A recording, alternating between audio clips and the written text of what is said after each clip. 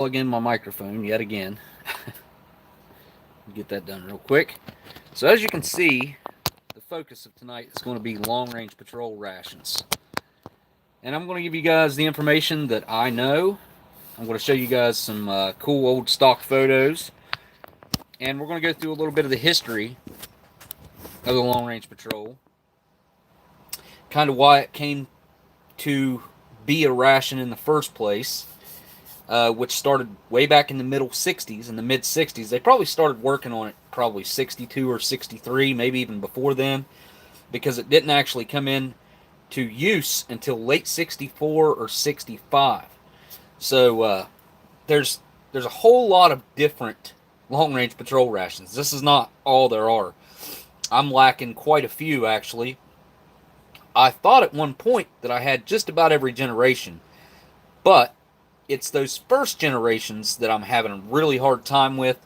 I had one of the very first generation called the Mark 1, and I gave that one away. So I don't have that any longer. And one just came up on eBay and sold, and I missed out on that as well. I couldn't pay $130 for what would have been a very tiny ration. I mean, oh, hey, there's Gusto. You know I love LRPs. Howdy, Smokey. Well, thank you, Mr. Gusto. I hope you're doing well, man. Just kind of talking about the different range of, well, the range of difference, first of all, in the long-range patrols. And as far as I know, by the way, thank you again for that super chat, Gusto. You guys go check out RC Gusto's channel. I actually got into making or setting up this live stream and forgot to copy all of my description information. So the description in this doesn't have hardly anything. I'll have to fix that later. It's just very basic intro into what this is about.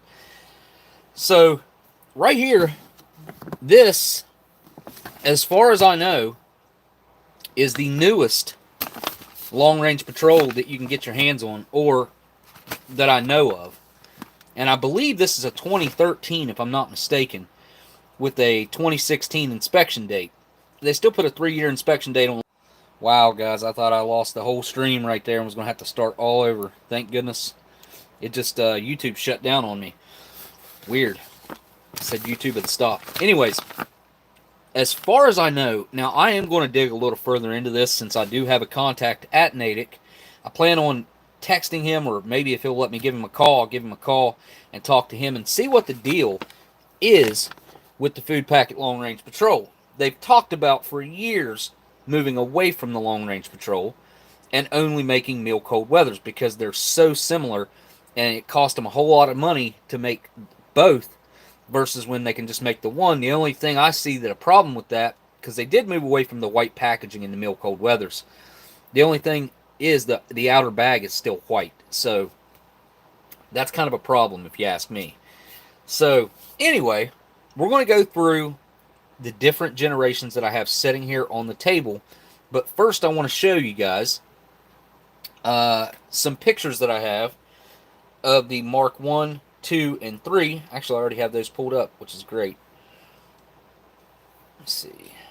Okay, so right here we go.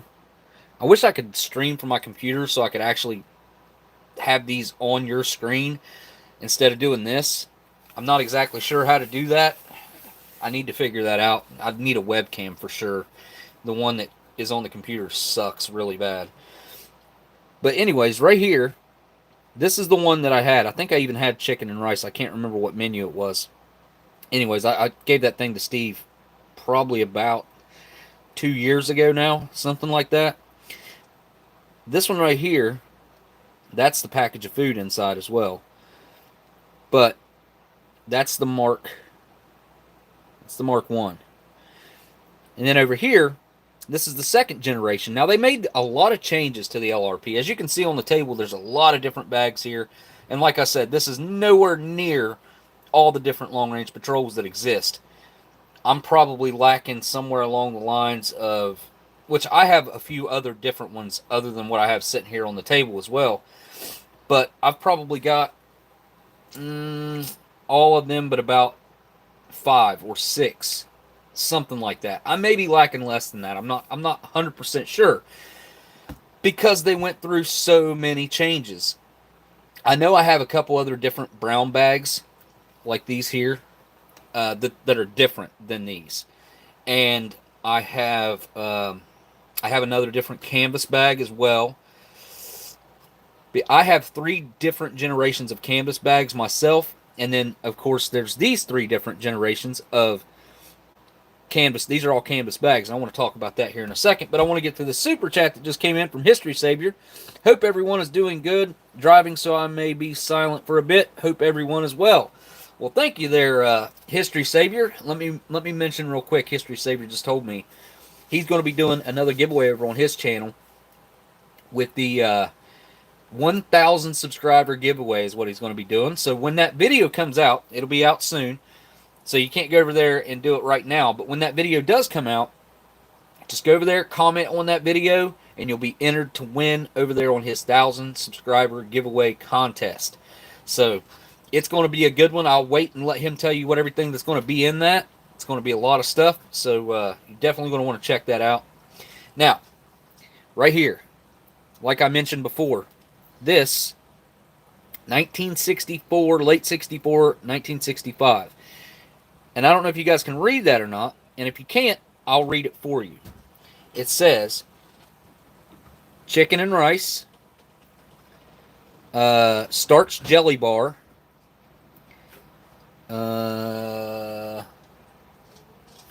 looks like sugar packet. Is that what that is? I don't know, man. I can't tell what that says right there. It looks like sugar something. Focus camera. It has to be sugar packet. Cocoa beverage powder. Coffee packet. Cream dry. And coffee type something. Oh, it's cream dry coffee type. And then I can't tell what that other word is. Regardless, this is the first generation of the Long Range Patrol. As you can see, the menu is listed right on the front of the bag, and it doesn't say anything at all. Oh, yeah, thanks, History Savior, for that super chat. I don't know if I said that or not, but thank you, man, for that super chat. And you guys definitely go there and check out his channel. Anyways, go over there, hit that subscribe button. Leave some comments on his videos. Tell him Oldsmokey sent you over there. And I would appreciate it. And I know he would too. So here we go. Second generation. No menu list on the bag. The only thing I can think of menu list on the bag like that is the Ration cold weather. They ran the menu list on that thing the entire time that it was in service. So it's kind of an oddity for the entire menu contents to be listed on the bag. But here is the Mark II. Now, like I said, this is from 64, late 64, 65, right along in that area. And then they switched pretty quickly. And I'm going to say this happened probably 66, 67, somewhere right along in there. And then this could have been 67 or 68 right here. Now, here's where you get into a difference. This is the only other time that I've seen the food bars like this outside of the Ration cold weather in 1989. They started off early with the freeze-dried food. Now, real quickly, I want to talk about why the Long Range Patrol came in to service, or was actually created to begin with. So back then, you guys know that they had something like this with a bunch of cans inside, like these right here. Same concept. Had a bunch of cans inside, right? This one's from 1960. This one's from 1952.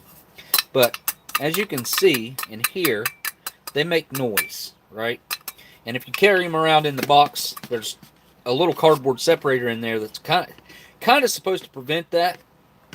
And I think it does a pretty good job. I mean, not going to lie. But then again, how many times are you going to keep it in the box if you're out in the field? You're going to strip this box off immediately and toss the box aside. Use it for fire, a fire starter or whatever. So, guys would have these rations in their bags, clanking around, and they're also heavy. So when you think about a steel can like this, it's got some weight to it, right? Versus having plastic or aluminum packaging with you know, the tri-coat, tri-laminate. All right, so what's good, Smokey? What's up, man? Good to talk to you guys. So you know what? I probably could turn the camera around on myself while I'm talking about this a little bit. All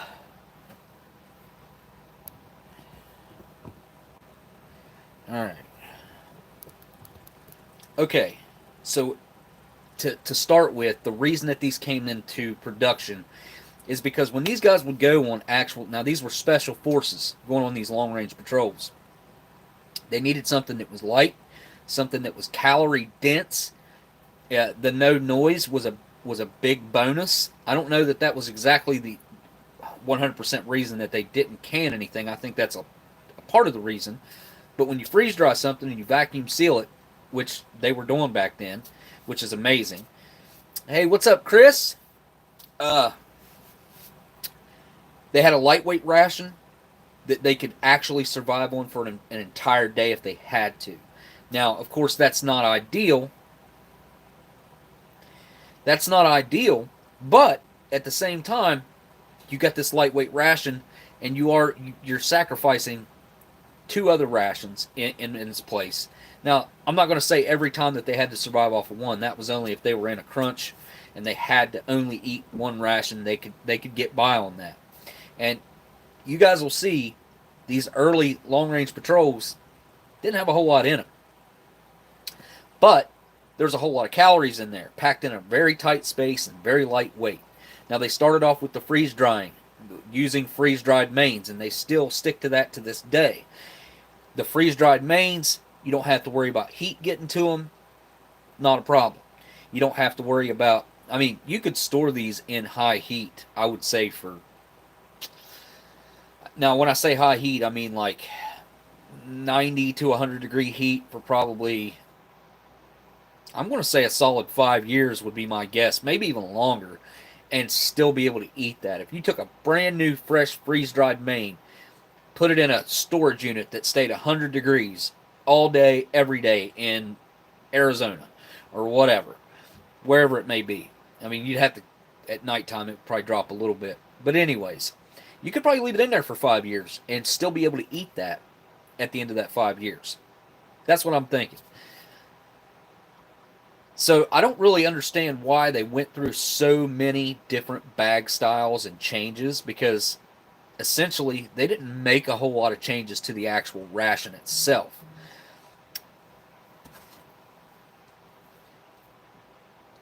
When we move out of the 60s, right? So we go from, we got the Mark 1, 2, and 3 that take us to at least 1967, 68, right? I'm thinking it probably rolled even around into 1969 with that canvas bag that was folded up on both sides, and it had green duct tape on it. And that's one thing you can't see from this photo right here. Let me see if I can. So, anyway, as you can see, this bag's kind of squared off. And the reason that that's squared off is because it has a piece of duct tape that take both of the top flaps and fold them over, and it's taped around, and it's taped on the bottom as well. Now, this one right here is taped all the way around, and it's like crunched down into the smallest form possible, and it also has the food bars versus just the loose food in a bag like this. So that takes us to about, I'm going to say, late 60s. And then you have this. This is going to be right around 1969, maybe even roll into 1970. More than likely, this is around 69, 70. This could even roll into 70. I would say this is 1970. Now, there's 3 different canvas bags that I have that are the later generations of canvas bags that take us all into the early 70s. Right here's another canvas bag, and as you can see, there's a difference in the type of canvas and the color of the canvas, and this is a lot softer to the touch. And all the ones that I've had like this from the earlier generations almost seem to be vacuum packed. They're not vacuum packed, but they're very tightly packed, and it's like they squeezed all the air out of it as it went through the sealer. So I only have 2 of the types of canvas bags that I have on the table right now. But as far as I know, there's either 6 or 7 different types, different generations of canvas bag long-range patrols. Then we're going to move into probably right around 1972 or so, 71, 72, maybe even all the way up into 73, because there wasn't a whole lot of changes to this one for a few years. So early on, they were changing them like almost every year. Not exactly every year, but almost every year. You have this, which is what we call or consider a paper bag long-range patrol. Now, this isn't exactly paper. It just feels that way and looks that way. It does have the appearance of paper, but it's a very coarse, like plastic, what would I call it? Reinforced with almost like fiberglass lines in here that make it really strong and very hard to rip. Like you can't, I mean you can, but it's very tough material. It's not just really lightweight, easy to rip paper. Wyoming Adventures, awesome live stream, Smokey. Well, thank you for that super chat, Wyoming Adventures. I really appreciate that, man. You guys are too kind. You really don't have to do that. I appreciate you guys. The meal that I'm having tonight, I just got it. I have no idea the storage conditions behind it. I asked the people I got it from. I've had it for maybe 4 days, 3 or 4 days. Very fresh to my collection, I call it. But, yeah, this is beef with rice. Now, this one right here, unfortunately, has a little pinhole in it. Does it affect the way it looks or feels or anything? No. This is a great ration for display, but I'm going to guess. I don't know. There's no weird odors coming out of there. But whenever I bought this thing, it was supposed to be in pristine condition, new and sealed, and you know how people are. Not quite. So, what is that I keep seeing floating around? Because I don't see it with my eyes. I only see it through the camera.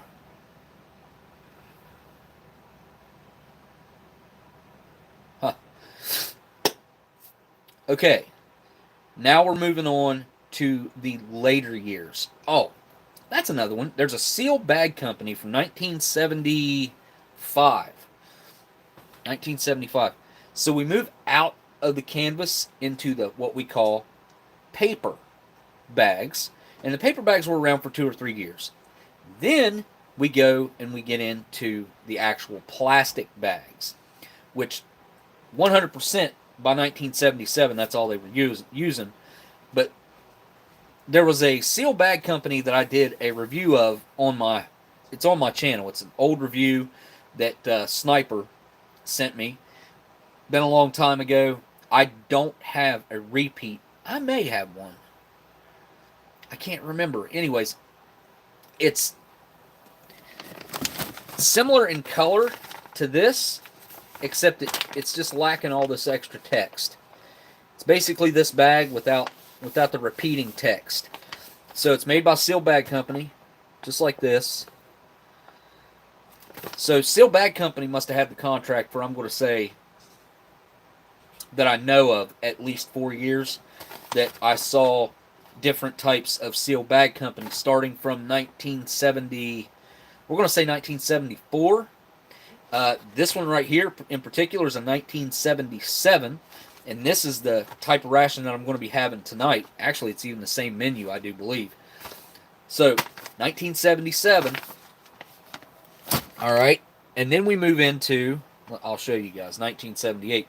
Might have a couple pictures that I can help you guys out with seeing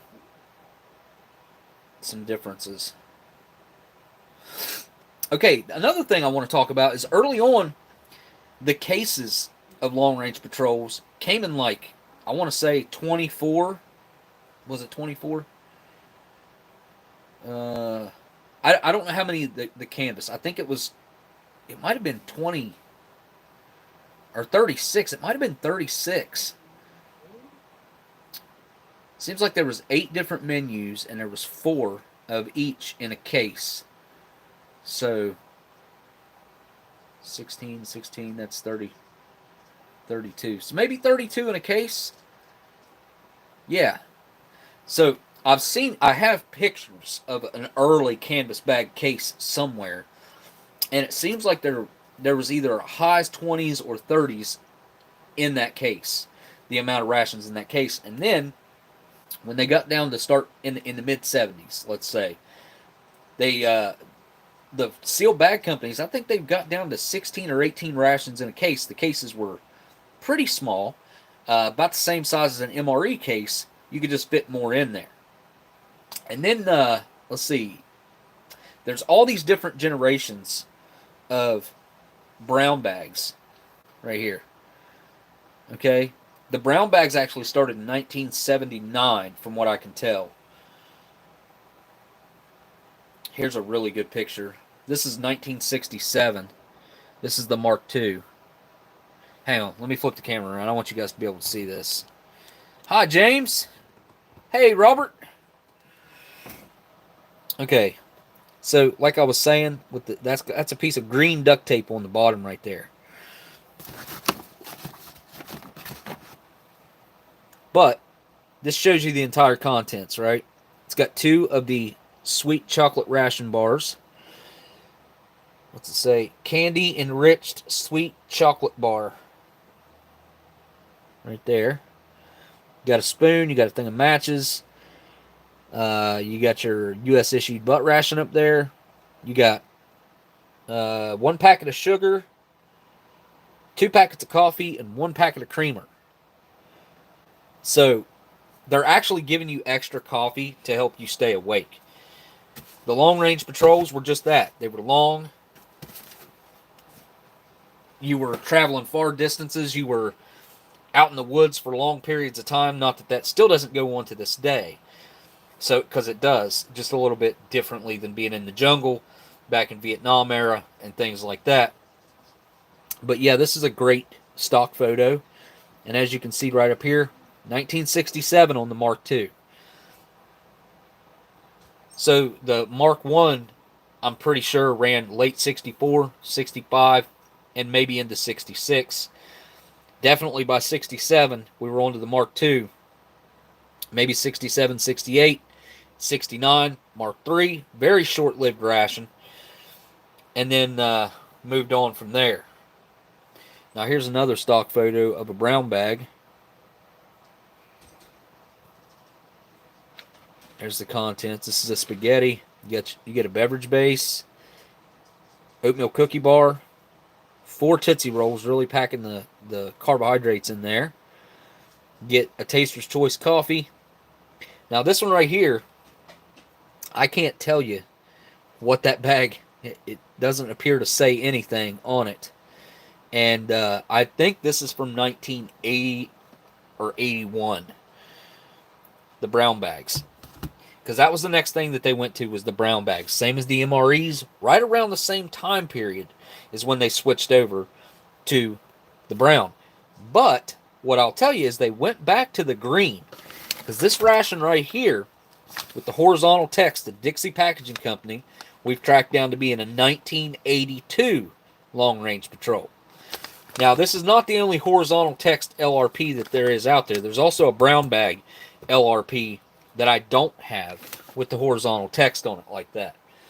So, you went through all these different eras of plastic bags right here that were like the thin, pretty flimsy plastic. This one right here by Cadillac is the closest thing to MRE plastic that there are on the table. But this one right here is even a lighter weight, thinner, and softer type of plastic. And then, 1998, we're going to move up to the 90s, because this is 1982. This is the last vintage one that I have on the table. Then they went back to brown bags again. Horizontal text. That one ran for a few years. That was very lightly used because we weren't in any conflicts or anything at the time. So you won't see a lot of those popping up out there. Same type of bag as this right here in the center. That shiny, made by the same company, I do believe. Right here.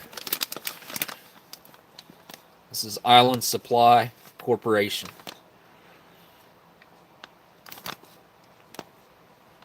What does that say? Winewood, PA, 19096. The zip code. That's cool. So the first real substantial changes to the long range patrol, guys, is right here in my hand, and this is arguably the best long range patrols that they ever made. That's a personal opinion of mine, and I'm willing to argue about it. Warnick made them, as you can see. 1998. It's the only date code we can find for these. It's a 1-year production of this long-range patrols. It was the last year of the Ration cold weather. So, 1998, they Warnick had the contract for both. So Warnick was making the long-range patrols, and they were also making the Ration cold weathers. It was the last year of the Ration cold weather, and that was the first year that they really made some substantial changes to the food packet long range patrol. So a couple other real quick points that I want to hit. Oh, here's a really cool photo too of the LRP in action. These fellas right here, actually out in the field. I do believe this is at a testing facility at Natick. That's what I think. That's not the information that I found on this photo, but that's what I think this is. So, by the way, G. Schultz told me earlier to tell you guys what's up. There is a case of the long-range patrols with that blank brown bag there. This is an interesting picture, too. So, I do believe Steve actually reviewed this prototype, this emergency assault packet prototype. You guys probably know better than I do. I think he did do a review of that. And then again, we have the brown bag long range patrol, and over here we have what they're calling the meal ready to eat. So this picture is actually from 1978, I think, or 77. Why the meal ready to eat is in a metal container like that, I couldn't tell you, but it's interesting nonetheless. Here's another cool photo of some fellows actually eating a long-range patrol.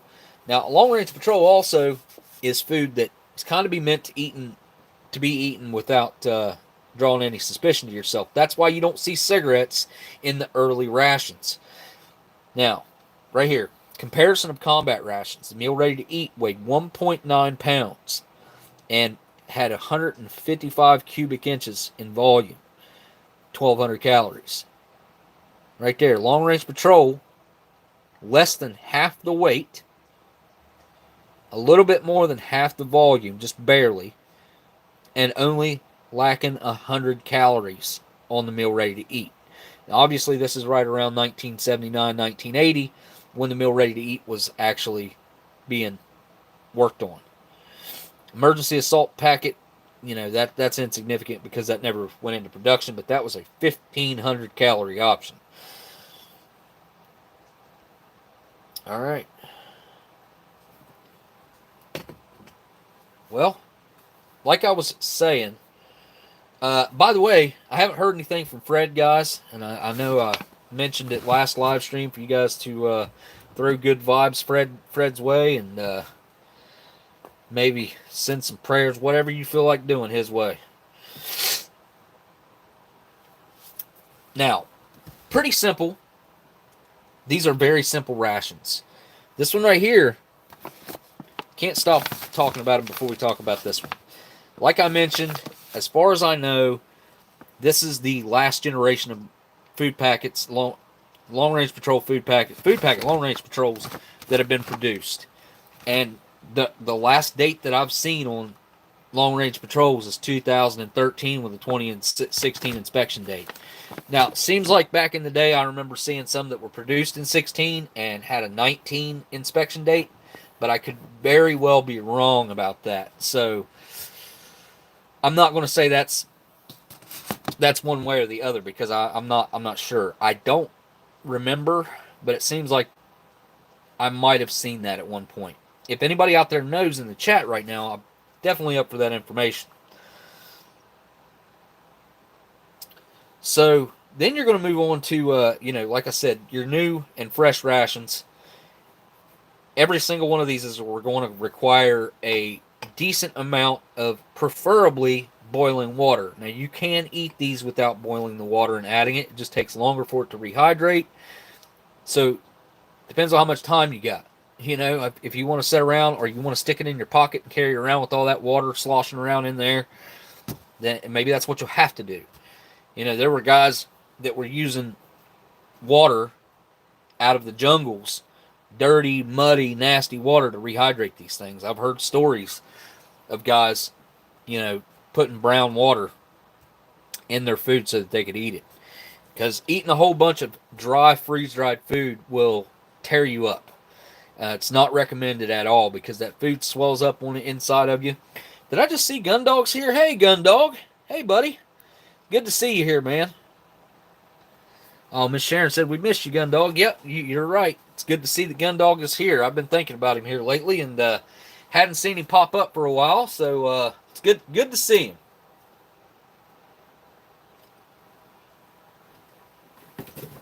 All right. Like I had mentioned, I kept this in the box like... Wait a minute. Okay, that's not a person's name. It's like, what? See the date there? 3/9/21. So I just got this thing, right? Just had it a few days. That's when they shipped it. And today is the 20th. So they shipped this thing 11 days ago.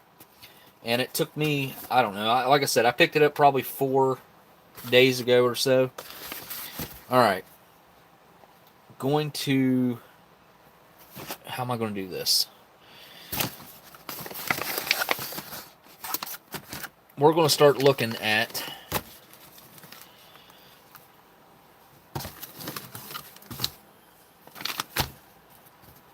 the one I'm going to be eating tonight, which should be from 1977. Come on down here, camera. This is how it was packaged. And it is a menu number 1. Okay. Wasn't 100% sure on that. But it looks to be in pretty good shape, just by looking at it. Ooh, it's still airtight. That's a good thing. That's a plus. Yeah, buddy. Alright. So right here's what we're eating tonight. 1977. Food packet. Long Range Patrol. Produced by the Seal Bag Company. You know what? I tried looking up some information on the Seal Bag Company. I had no luck. I didn't look real hard, but I did look a little bit, and I was getting some weird results on the internet. Well, on Google. I should have probably veered away from Google to actually find some real solid information, but it is what it is. Let's see, 77, 87, 97, 07, 17, that's 40. So this is what, 45 years old? Almost? Right? 44? Almost 45 years old, I'd call it. This could have been produced in 1976, so I'm going to call it 45.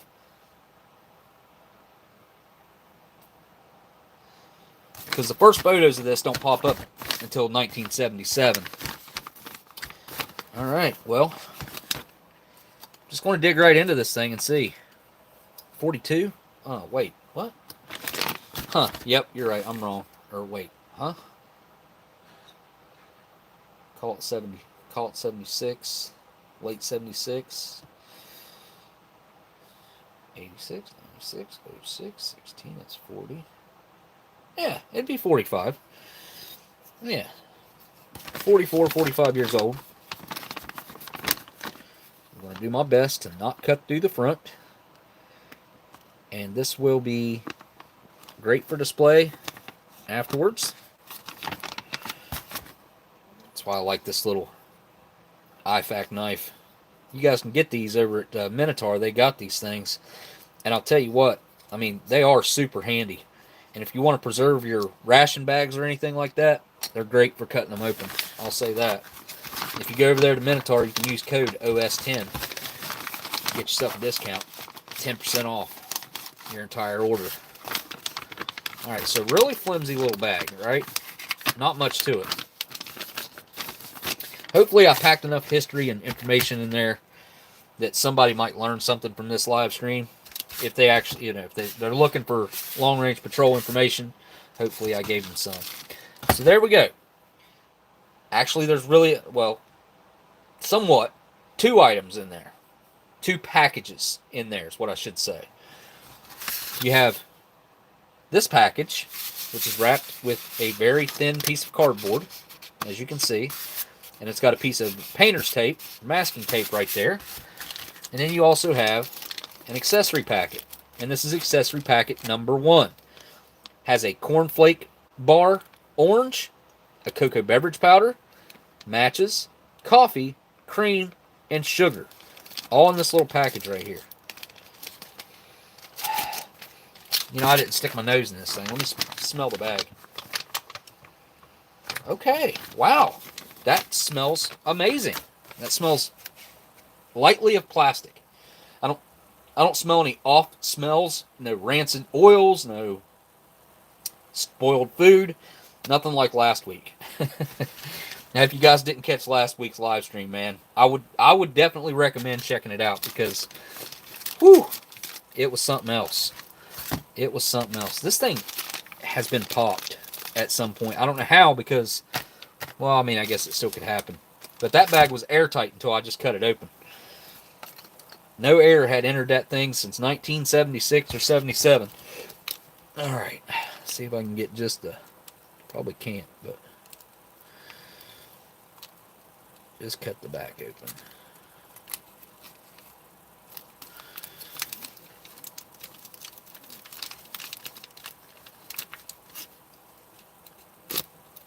There we go. All right, cut this tape right here.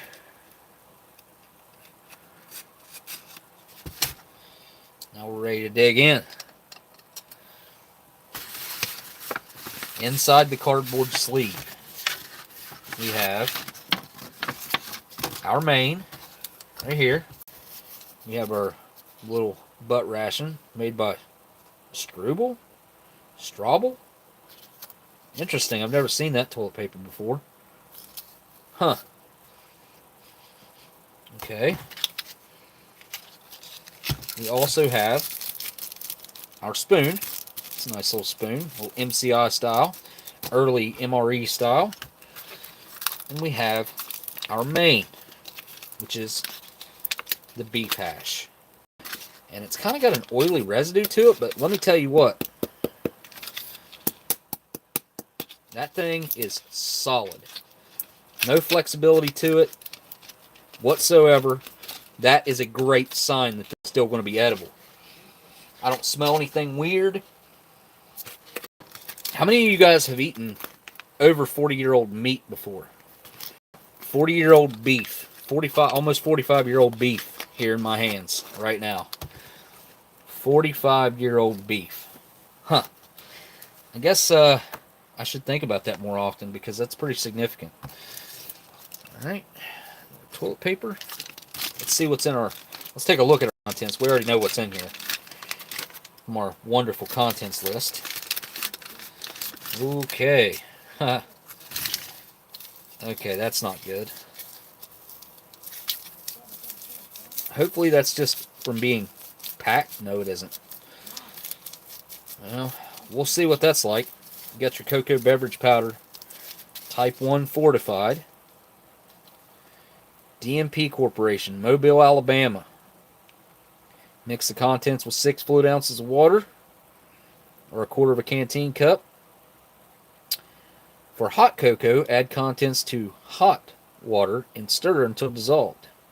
For cold cocoa, mix contents with about 1 fluid ounce or 30 milliliters of water. What? To make a smooth paste, and then add the remainder of the cold water and stir until blended. Huh. Different instructions there. Interesting. We have our matches. Blank on the back. These are D.D. Bean & Sons. Can't really read it, but that's what they are. And they are white tip black matches. In person they look black. I don't know why there's purple coming through on the screen, but I guess they probably have a little bit of a purple tint to them. But there we go. Maybe if I can get the shade. It's a black match. And these are strike on front. That's significant because they did change the striker to the back. Because striking right here, if you left the flap open, when you struck it, some of that could fly off. Some of that phosphorus could fly off and light the rest of your matches. That's why they moved the striker to the back. Here we have our solid cream substitute, unfortunately. Here's our sugar. And I'll tell you the reason why I think this stuff is like this. And, okay, coffee, type 1, style 1, composition 2. And we have an identical coffee instant type 1, style 1. Oh, yep, composition 2. They are the same. Are they the same? Type 1, style 1, composition 2. Yeah, okay. 2.5 grams net. So they did change that at some point too. I can't remember when. Who made this? Made by Tenco, a division of the Coca-Cola Company. This is an interesting package of coffee. So one of these, which one? This one. Yeah, this one. Getting saved for my display up here because I don't have one of these on display. I've got a Trans Packers Corporation from a 1952 ration over there, but I'm going to drink that one. Set this one off to the side. Actually, I'll leave it out for now. I want to get all the contents laid out here. And last but not least, we have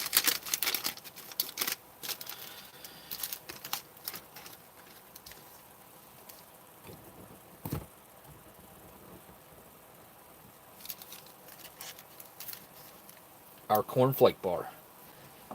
And this is the culprit. Why the cream substitute is no good, and this is also why the cocoa beverage powder might be bad.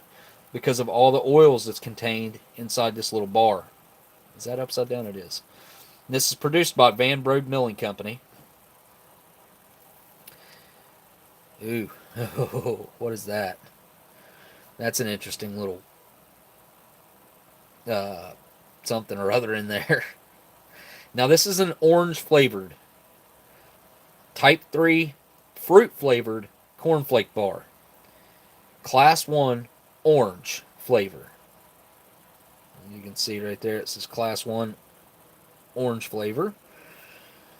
And then there was a ingredients list here that's no longer legible. If I bring it up to my eyes, it says cornflakes.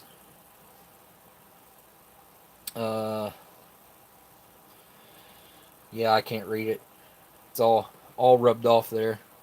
I don't think I did that, did I? No, I didn't rub it off there. It just came off, I guess.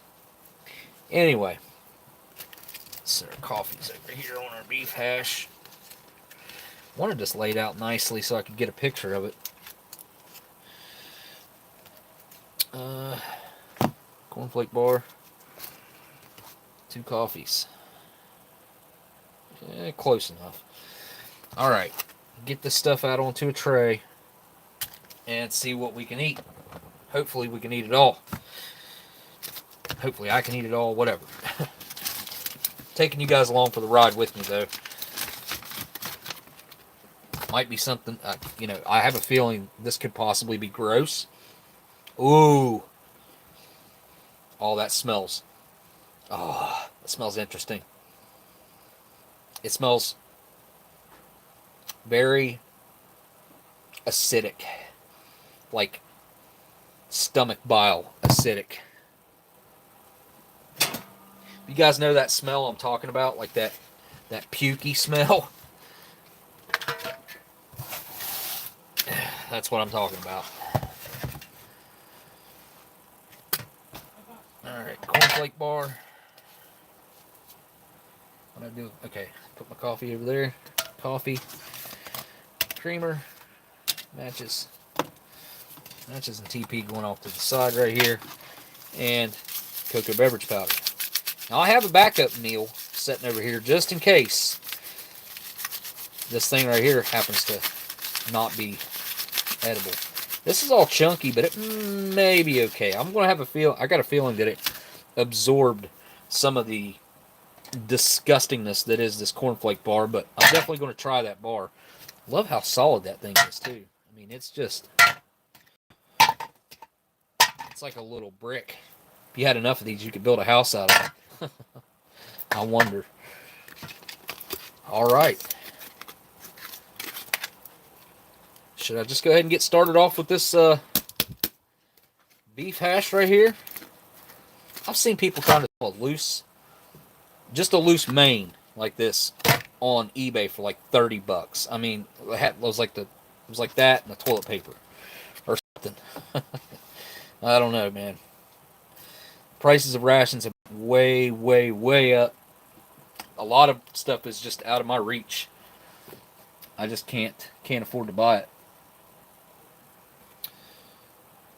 We're going to go ahead and get started with the beef hash, I think. I'm going to go ahead and get it reconstituting, so hopefully, let's see if we get a hiss here.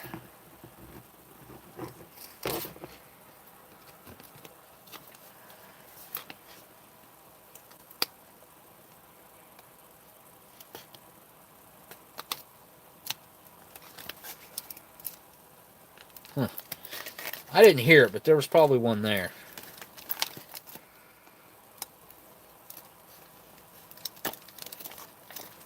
Hope. Oh yeah, that worked out really, really well. Huh. Just put just enough pressure on that. Now I didn't hear a hiss on this, but I think it's sealed really well.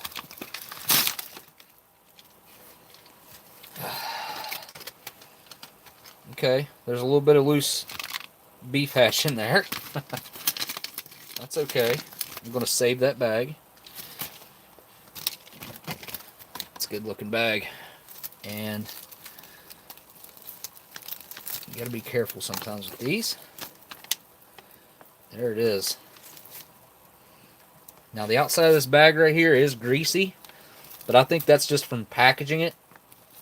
I think whenever they put it in these bags, they weren't super careful, and they got some of the food grease on the outside of it in the initial packaging. Now I am going to break this up, even though it's pretty solid right now.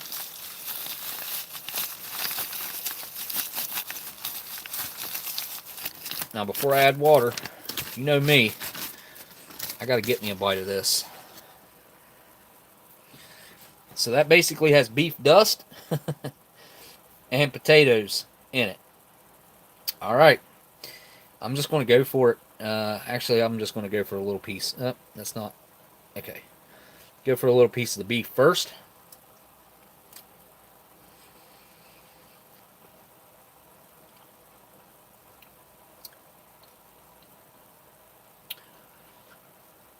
Very beefy. Very beefy. Almost like a beef bouillon. Alright, here we go with the potato and everything. Down the hatch. Tasted good enough to try.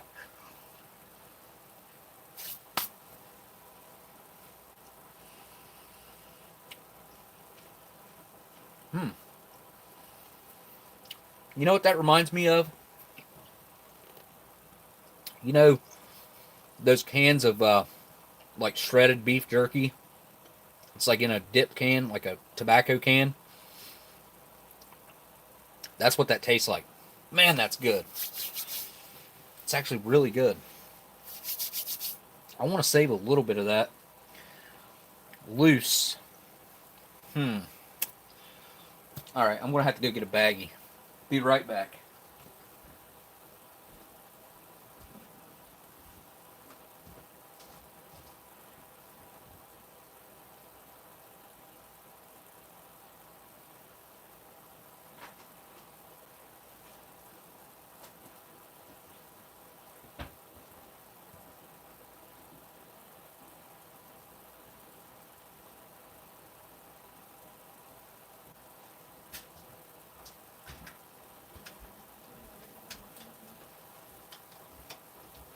Okay. Oh, hey, Gail! Oldsmokey did a bit of digging and Seal Bag Company. Samuel L. Bogard, that's a cool name, was the owner. He was a Navy veteran. Company in operation in 1961. Wow, so that's when they started. Very interesting information, Gail, and thank you for that super chat and the information. Very good. Jeebus, $100 plus shipping for a 94. What about a 94? 94 what?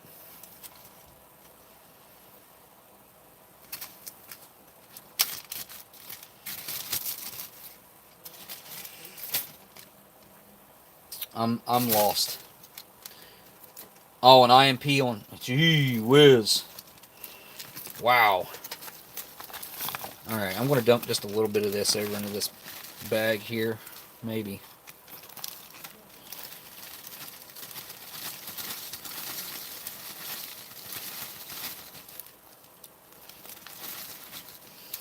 I literally want to eat this dry.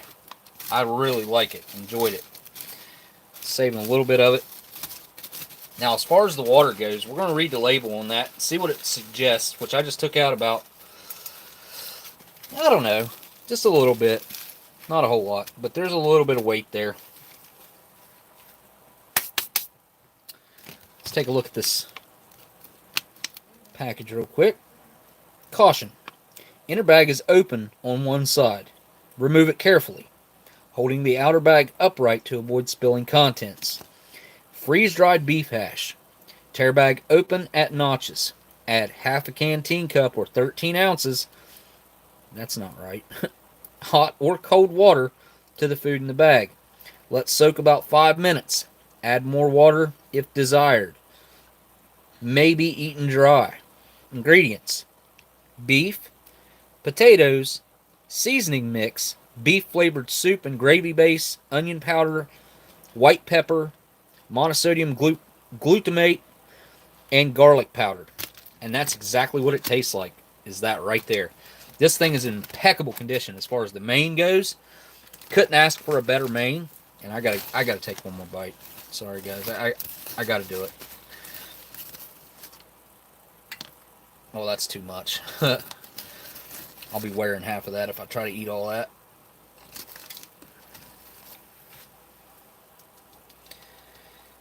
Alright.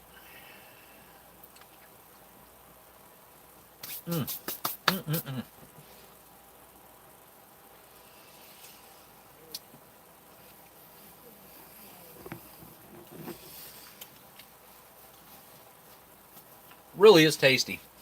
I can taste the onion, taste the garlic,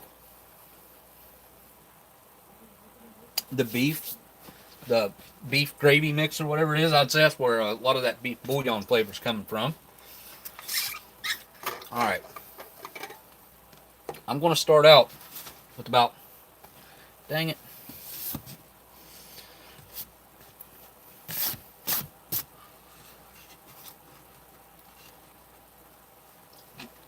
I'd say about 8 ounces of water to start with, roughly.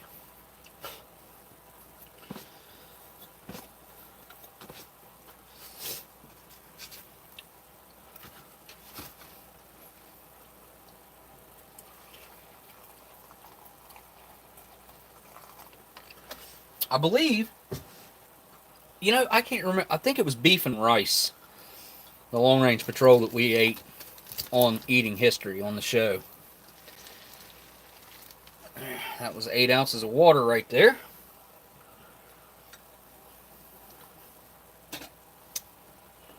Probably going to have to add more, but you can't take it out once you put it in. That's the thing.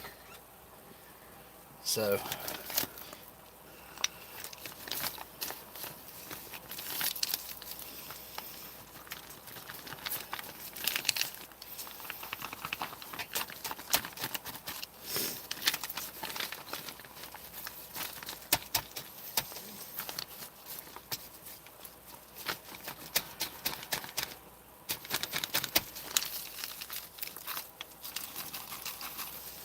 I'm going to have to break out the spoon.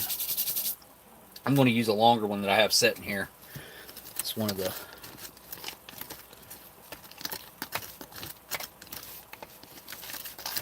spoons from Minotaur.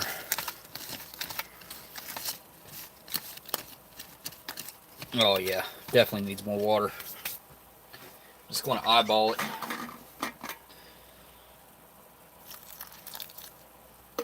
All right, another 1.5 ounces, 2 ounces. I mean, I think you could almost eat this immediately. Basically turns into like beef mash potatoes almost, which is why it's hash. But oh yeah, looking good. Yum yum. Smells amazing too, by the way. Smells of beef and onion. Get a little bit of that garlic smell coming out of there too. It also smells salty. Tasted that way too, but you can like smell it where it's so salty. Hey, Mickey Joe's here. All right, man. Might have had the day off today. Typically he's working today, so usually don't see Mickey Joe anymore. He moved on to a different job, so that's why we don't see him as much. Mickey Joe's good people. You guys should go check out Mickey Joe's channel. If you do, you know what to do. Hit that subscribe button. Tell him Oldsmokey sent you over. You know. Do the thing. Alright. Well, that's looking pretty daggone good. Now, I'm actually going to stick this back in the bag that it came from.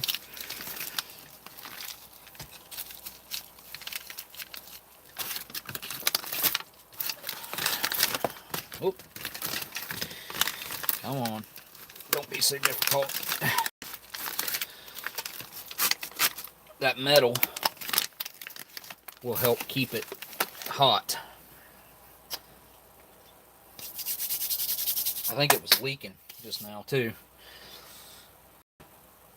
Alright, what do I do with my napkin? Go.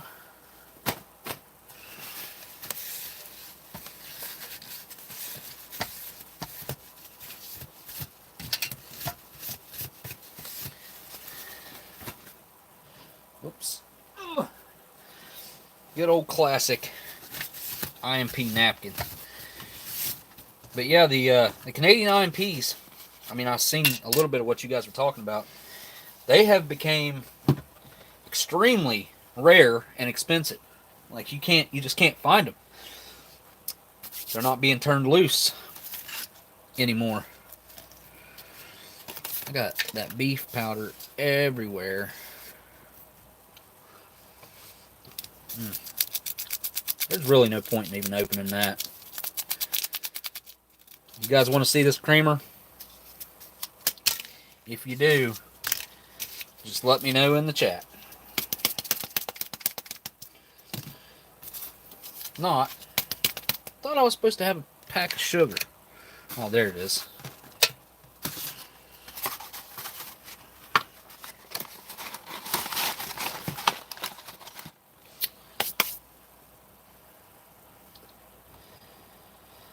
6 and no winners. That stinks. Look down at the chat. I have no idea what's happening in the chat. So, oh, by the way, Art was telling me they're going to have some new MREs, Case A and B's coming in. Same code over there, OS10. You get $10 off of your order of a case of MREs or First Strike rations. Oh, yes, this coffee. Looking good, looking good, looking good. Look at that. That's a beautiful sight. Oh, and it just smells like sorbic acid. What the heck? Anyway.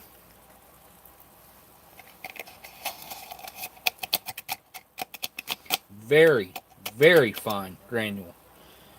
Look at that. Extremely fine. I'm going to try to get it all out of that package. And I was even able to preserve that package. So now if anybody ever needed a Tenco, a division of the Coca-Cola Company, Linden, New Jersey package, Coffee Instant Type 1 Style 2, or Composite Style 1 Composition 2 for display, boom, I got an extra.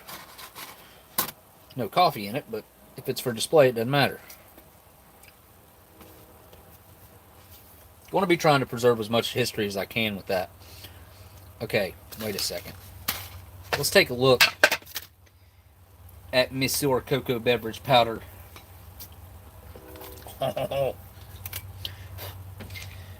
gotta start getting some merchandise made up, and I really want to make coffee cups, baseball caps, and t-shirts. I want to do all that. Alright. Just I'm pretty slow on how to do that.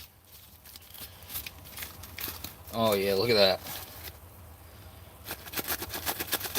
Chocolate boulders. Yay, yay.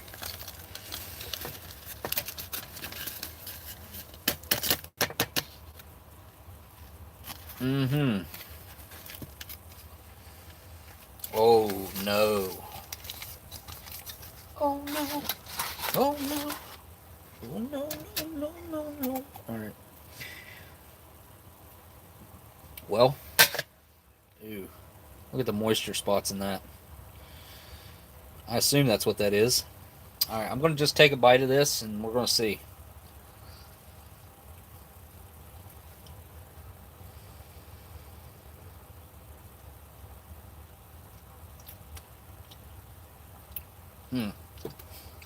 Well, that has a very vintage flavor to it. Oh yeah, that tastes like kind of like axle grease smells.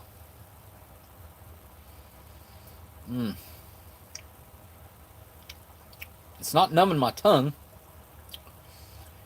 Might be a little bit of a sting of my tongue though, kind of like a. I don't know. I can't really tell because it's such a small bite. I gotta take a bigger bite.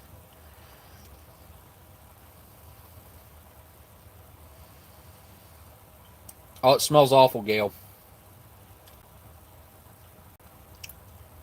It smells like really musty old Christmas decorations. It's been in the basement for like 5 years that you forgot about. Yeah, no, it's rancid. Very rancid. I taste the spoiled milk solids, and it is stinging my tongue and also numbing my tongue. Oh man, it still has a sweetness to it from the sugar, but that's no longer cocoa beverage powder.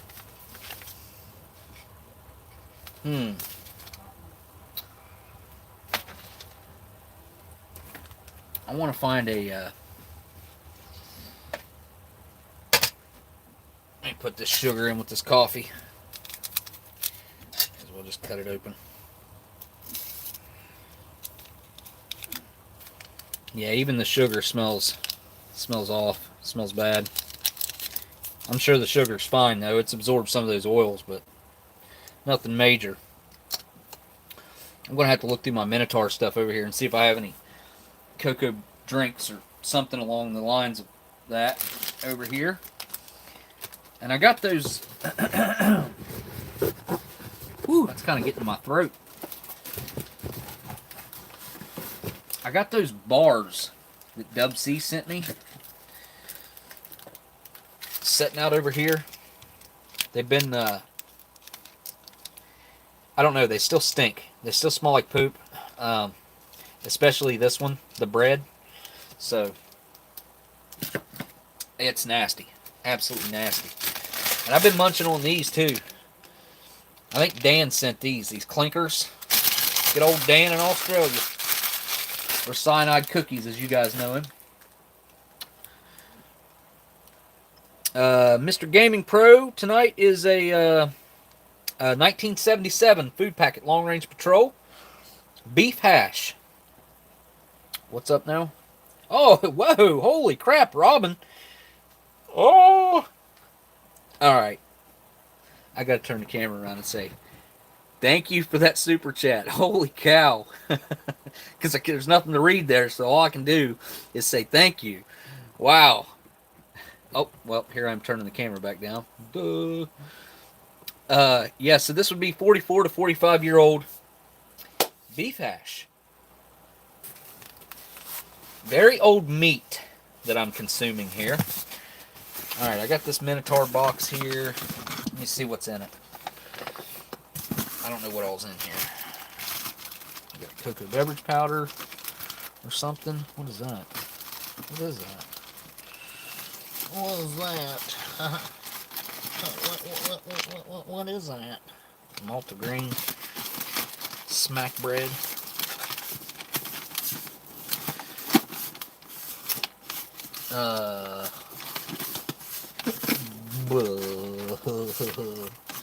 Well, got that. Guess that'll have to do. What else in here? Oh, vanilla dairy shake. Oh, hey, look at that. I don't know. Should I do the chocolate milk then? I'm supposed to use ice cold water, and I don't have any ice cold water on me. Just room temperature water. Wow. But yeah, thanks for that insanely large super chat, Robin. Get back up here. That was definitely unnecessary, but thank you so much for that, Robin Varndeau. I hope I pronounced that properly. I need to add water to this. What am I doing? All over the place tonight. Losing my mind.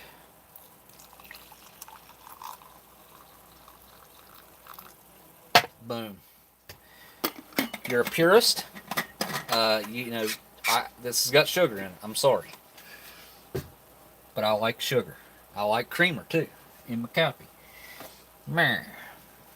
And I probably have a creamer handy here. Somewhere.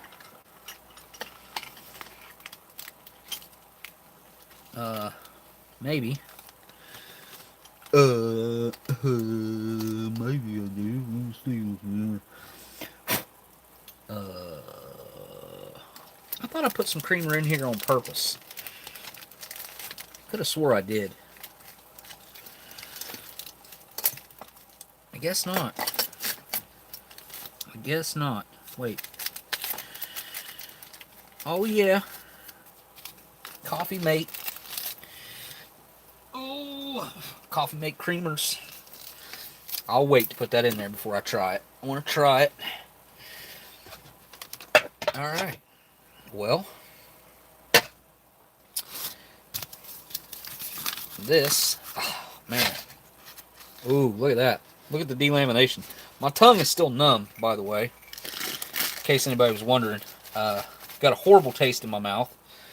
Tastes like, it's very sour, and my tongue is, it feels really weird.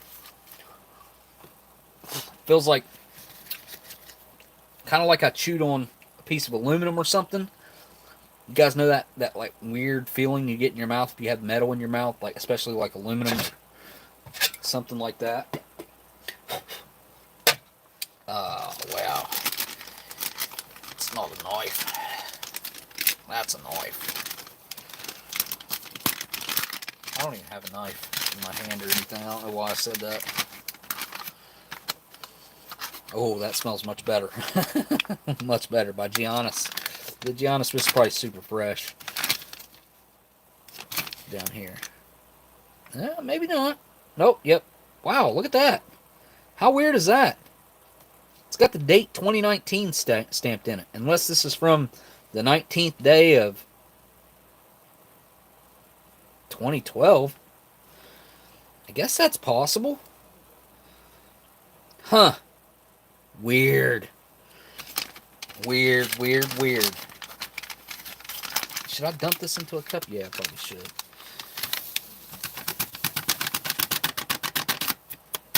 I hate not using these really nice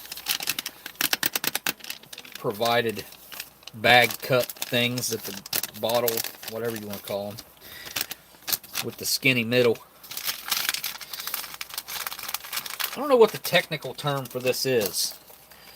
Is this a drinking pouch? Is this a flexible bottle? Is this a flexible cup? I don't know. You got me, and it just says, see, add to that line. And I always fold it like that. So you got a real nice line on the inside.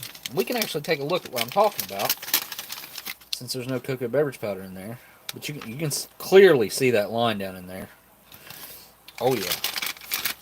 Little life hack for you. You guys probably already knew it, but been doing that for years with these types of packaging, pouches and stuff. $4.99 Academy t-shirt is what closed me. What?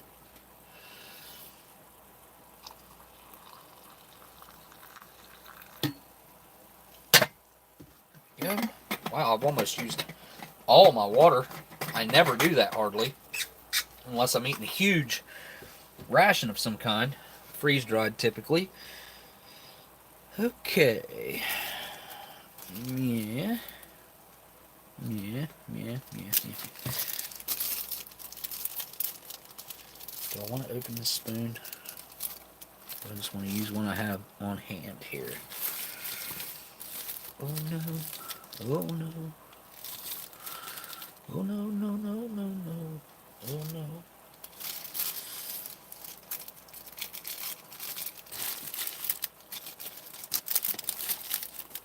Ah, you know what? I'm going to use my Australian spoon.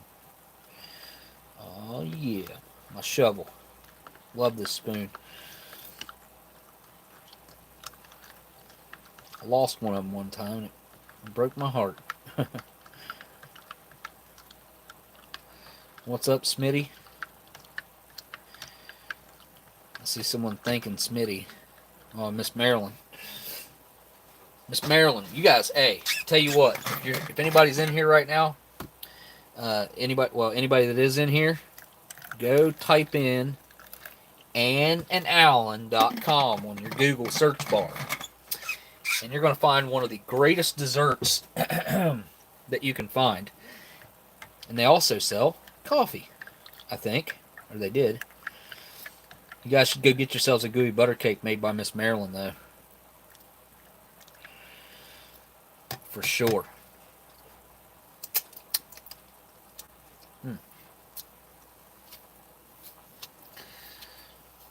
Alright. Set that over here. It's got a nice little frothy top on it. Alright, well, let's go ahead and get into this bad boy. Bad boy. Make me feel... What am I doing? What am I doing today? Okay, this is still nice and hot. You know what's cool about this, too? Instead of it being in, like, the bags that they come in now, the metal bags, I can just throw this in the microwave later if I want. Although, I feel like there'd be some harmful crap come out of that plastic. I could be wrong, but I'll probably take it out of the plastic because I know I ain't going to eat all this right now, but I'm going to eat some of it. What does that look like? That looks like refried beans. Am I wrong? Look. Looks like refried beans, right? Well, it's not. It's beef hash. Duh. Potato right there on top. You can barely still see.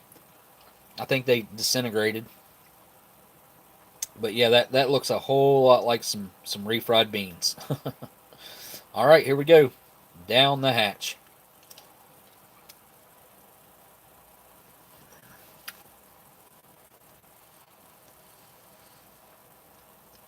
Who's closing?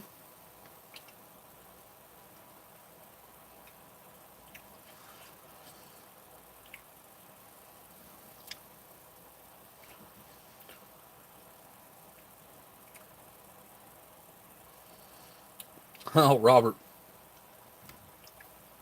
Clean your AR-A1.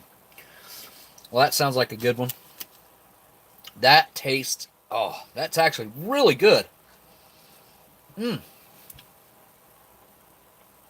Beef's a little tough. But, I thought the consistency was going to be a little odd. But it does have a nice chew to it. Now the potatoes... Wow. They add a lot to this, They got a lot of flavor. Oh, that's what that is. So, hang on. Alright, I don't want to be gross, but... Like, I was saying the beef was tough. Hang on. See that? That is some sort of gristle or something. It's nasty. So they used pretty low quality beef in this. And really spiced it up with the beef bouillon gravy base, which is bouillon, with the onion powder, the garlic powder, or salts. But okay, who did you say was closing? Miss Marilyn, you're not closing, are you?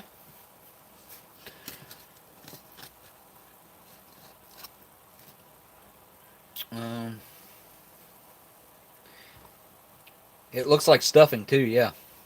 Hi Sharon and Letha, been lurking here for a while. Good night, Murray. All right, give me a big old bite here.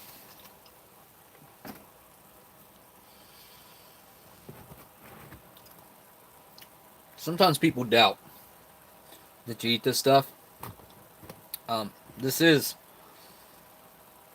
almost 45-year-old beef. 44 for sure.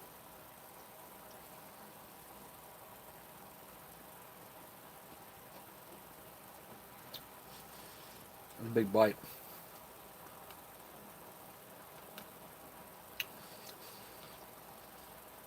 So the consistency.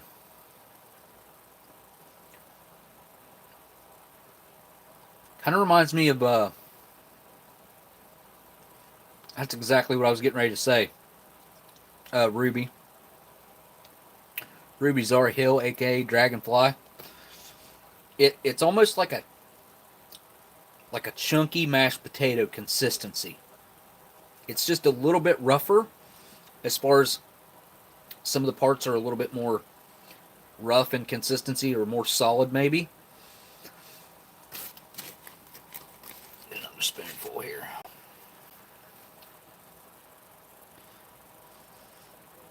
It just smells like, it almost only smells like fresh cooked beef. I mean, it really has a strong beef smell.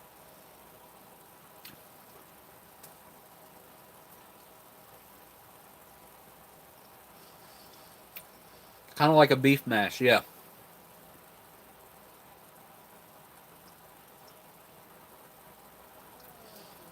The freeze drying process, it does something to all meats.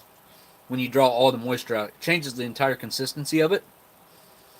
and trying to add that water back in, it's very imperative to have the hottest possible water that you can get to put into the meal. If not, it won't penetrate the meat.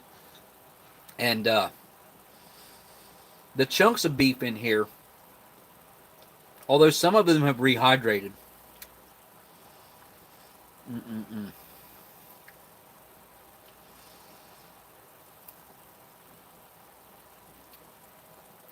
some of them, that's not a rehydration issue. That is a quality issue. The quality of this beef, I would rank it to be like a,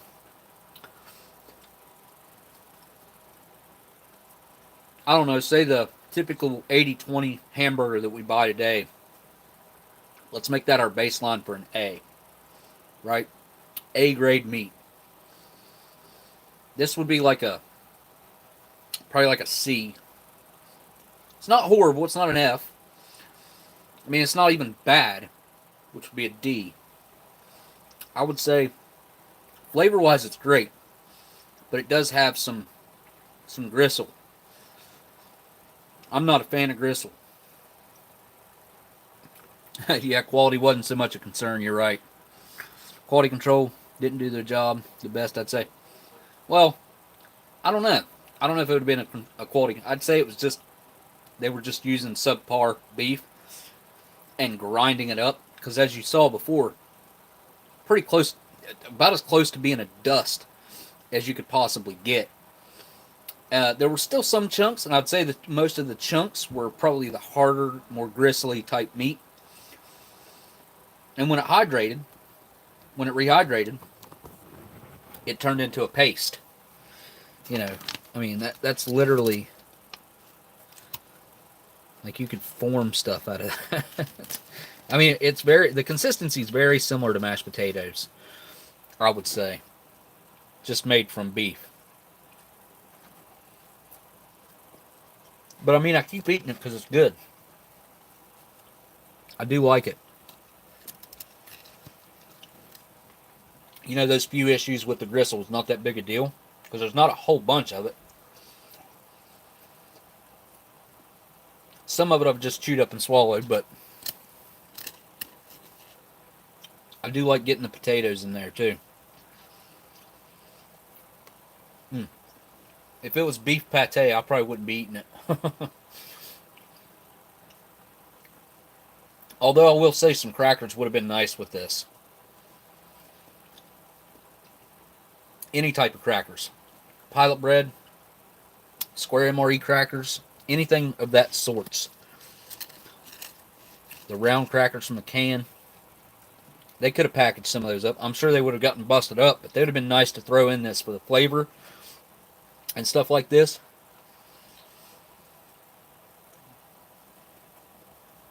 Oh yeah, I seen that pop up in my feed, History Savior. I just haven't watched it.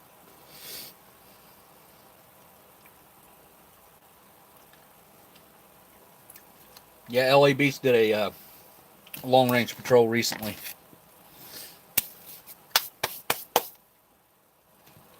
Alright, so I have nothing cold drink-wise to wash this down, which kind of sucks, not going to lie. I really want something cold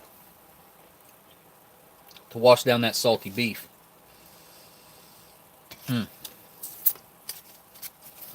Yeah, you guys, if you guys want to see that cream, we can open it. Here we go. This is coffee with just the sugar. Coffee Instant Type 1. Type 1? Coffee Instant Type 1. Style 1. Composition 2. Alright, here we go. Ooh, whoa. Oh man. That absorbed a lot of the flavor from that. It tastes rough. It tastes, I mean, I get the acidity from it.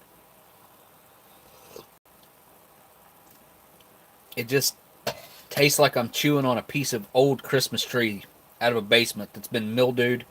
It really has a mildew, like how mildew smells, that's how it tastes. Or like a car that it rained in. that sat for like a month or something before someone got into it, sealed up. Now, we're going to open this stupid bar because I hate the fact that it's not good, because I can tell just by the smell of it.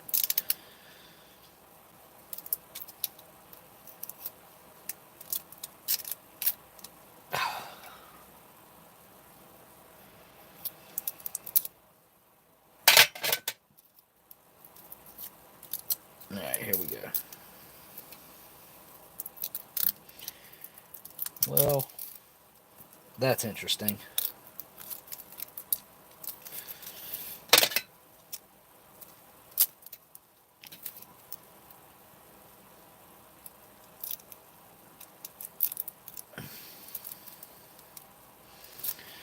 Yikes.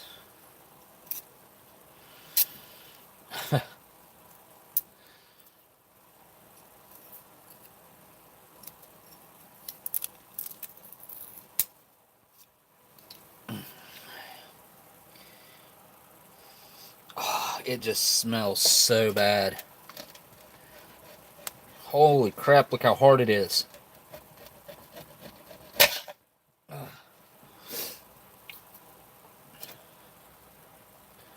Okay, so it looks like it's wet all the way through the middle. And boy, does it stink. That has just a sour odor. It really smells like old cardboard and oil. Motor oil. I pick up a motor oil essence to that just really turns me off on wanting to eat it. Oh, man, I cut that chunk off. What? What even is that? Is that a piece of the orange essence? Man. Oh, it's hard. It's hard. There's a different type of... It's like glass almost. Surely that's not what it would be, right? Laugh out loud. Motor oil equals not good. Yeah. Yeah, not... You don't want to smell motor oil in your food.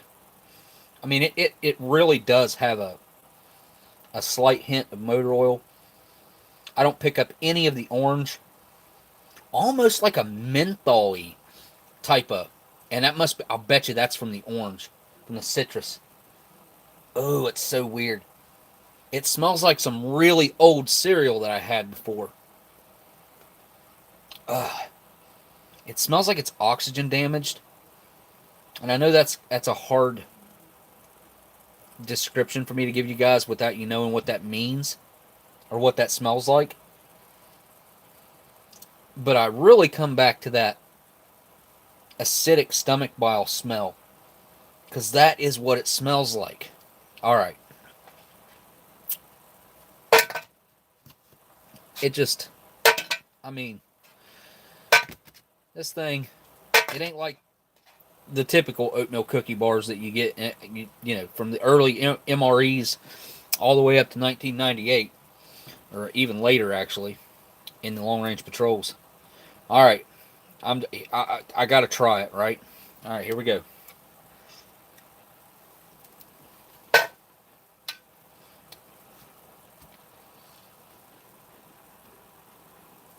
Oh boy. Oh. I might have to go spit this one out. I bit way too much off. I don't want to swallow this. Oh, it's making my tongue go numb. Real bad. Ugh. Oh, no. Oh. I can't even focus. Oh, that is really, really, really, really, really, really, really, really, really sour. And my tongue, I don't know if my tongue's ever been this bad. So, instantly, it feels like it sucked all the moisture out of my cheek, and my tongue, and under my tongue. And you know that really dry feeling you get if, like, you eat some really weird, greasy like cake or something. I don't know, like a coffee cake or something. I gotta get a drink. Hang on. Oh, the flavor of that's not much better. I'm putting creamer in that. See if it helps. Oh, History Savior, not the smartest move you have ever made. Yep, you are correct. It's part of eating the history of these things. I guess you got to try them to see how they hold up, I guess. I want that rinsed out of my mouth, even though it'll be in my stomach. Might get a little bit of a stomach ache from this one. I don't know. Just from that cornflake bar, pretty big enough chunk that might bother me. Maybe. Maybe not. Plus all the oil is absorbed into this coffee as well. And it tastes like... It tastes like a sack full of smashed buttholes.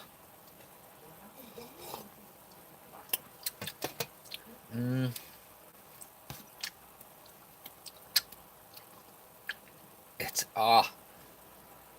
all stuck in my teeth.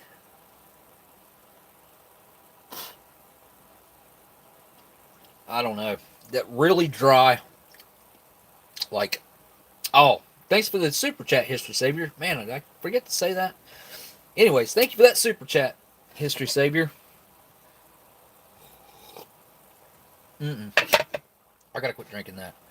What is going on here? Okay, well, I gotta try it, yeah. Oh. Something that tastes halfway normal. That doesn't even taste right to me right now. It tastes weird. Huh. I'm sure that's fine. It's just me. From this thing. That is clearly meant for the trash. I should have just kept it sealed, honestly. That would have been a nice little display bar. But actually, no, it wasn't. The writing on it was awful, in awful condition. I'm going to take another bite of this. Get that flavor out of my mouth, maybe. While it's still hot. This is still nice and hot. That's kind of surprising. I figured it'd cool down by now, but...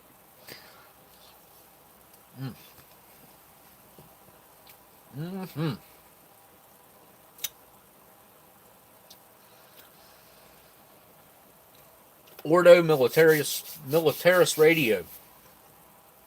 Yeah, it definitely destroyed my taste buds. The cocoa beverage powder tastes super weird. Coffee, I mean, it tastes different than it did before I took that bite of Cornflake Bar. Orange flavored.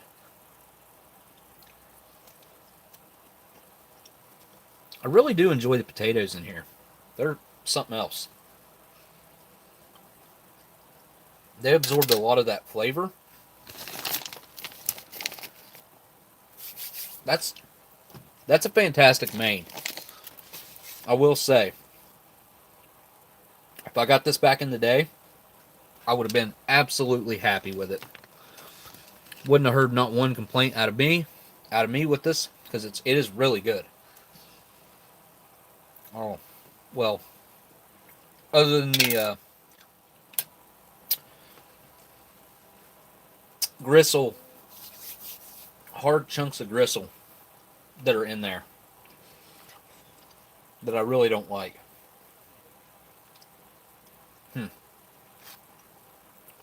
Well, my tongue's about halfway back to normal. It's still burning, especially on the side and underneath. That's one of the worst reactions I've had on my tongue, maybe ever. Definitely in a long time. Had cheese spread make my tongue go numb once. Super weird. It's not typical for a cheese spread to do that.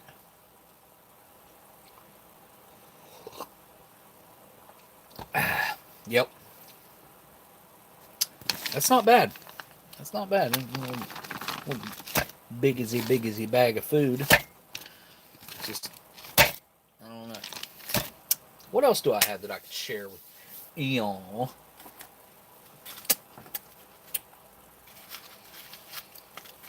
I could quit making disgusting eating noises. That'd be a start for you guys, huh?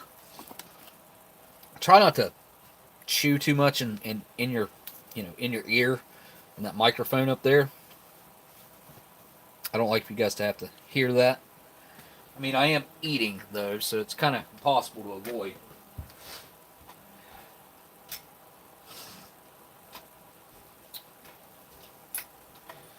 Oh, forgot I had a pack of matches right there. Camel, not much older than this ration here. About 10 years old or newer.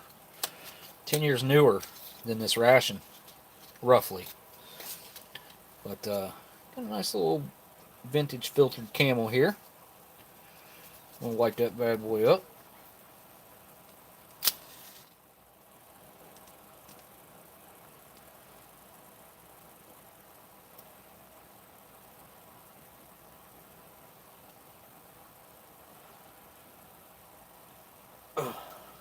Yep.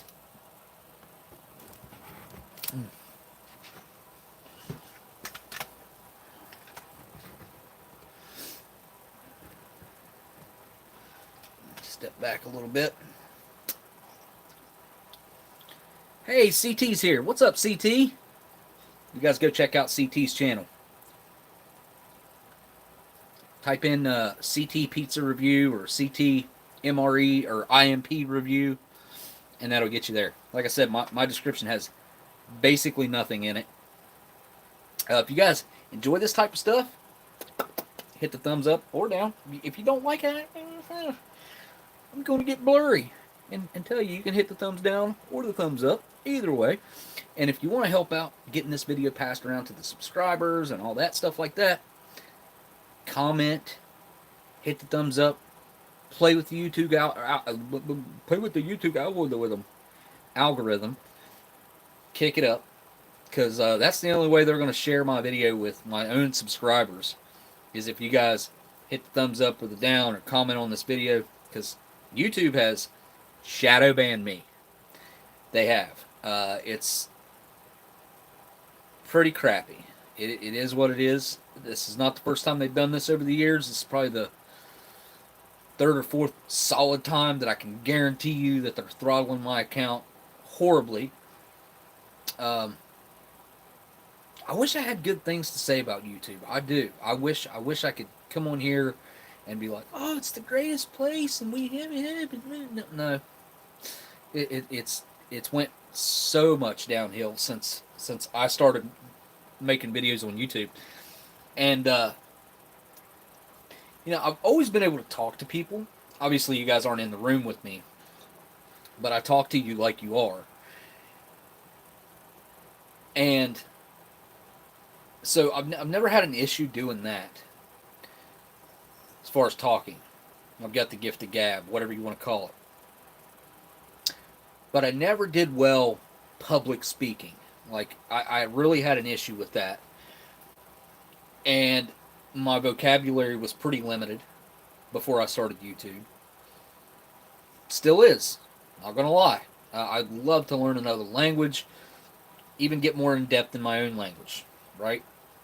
I think we could all probably say that. Well, not all of us, but 90% of us could probably stand to do a little better on our vocabulary skills sometimes. And I'm no exception. There's tons of room for improvement. But compared to where I started,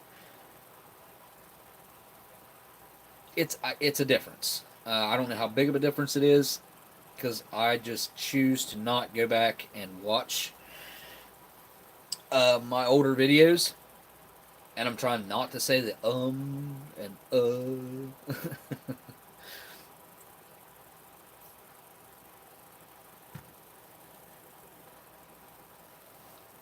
What?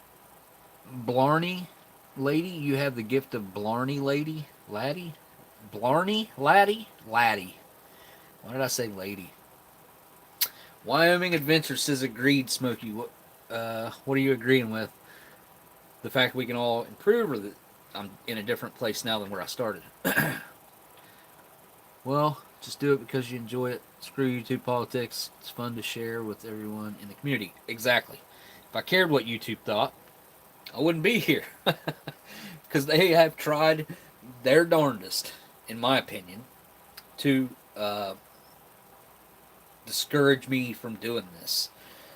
So many times over the years that I've had things happen, some out in the open, some more hidden, like now. You know, what am I going to do about it? Not a whole lot I can do about it. Not a whole lot I can do as far as, I mean, I could spend money on advertising maybe if I could figure out even how to do that. I could, I don't even know, network outside of YouTube, try to make a larger following somewhere. I could, I don't know. You guys give me ideas what I could do to improve my YouTube presence, because it seems like the type of stuff that you used to be able to do on YouTube to do better, you just can't. You can't do it anymore. And okay, piece of beef up there. Gotta get rid of that. I didn't have anywhere to put it.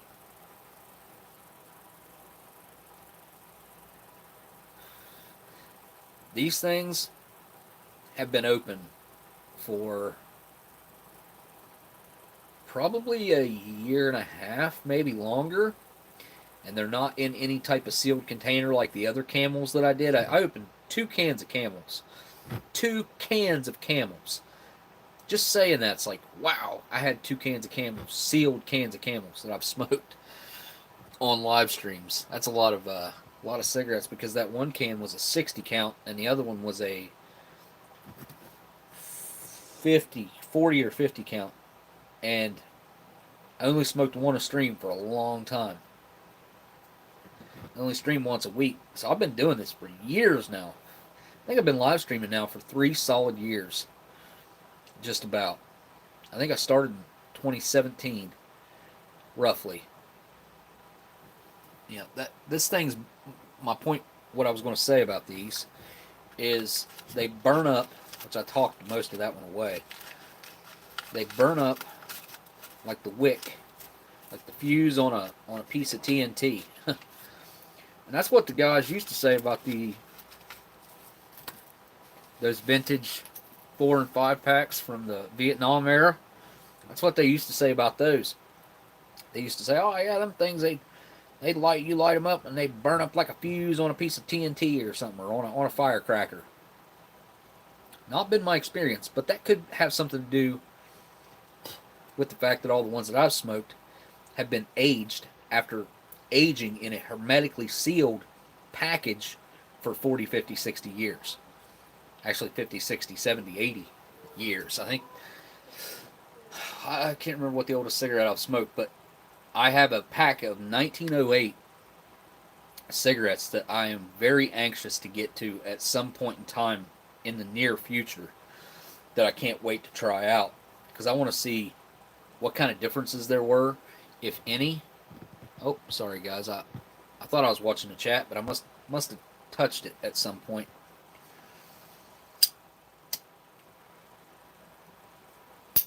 So I have another package sitting here that I have to get opened up. I have, hang on. Ugh. So, this little Minotaur Spice Kit here.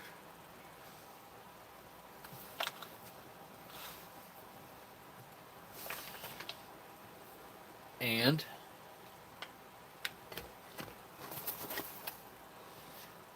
got this Chili Mac 2021 menu 13. Everything's backwards. Chili Mac. Is it backwards on your screen? It's backwards on mine. It means my hat's backwards too. Well, it's backwards, but it's also backwards, the lettering. But yeah, this is the Arctic Field Ration for Minotaur. Been meaning to get to this, but I also have another package that I've got to get to. I don't have it handy right here. Or maybe I do.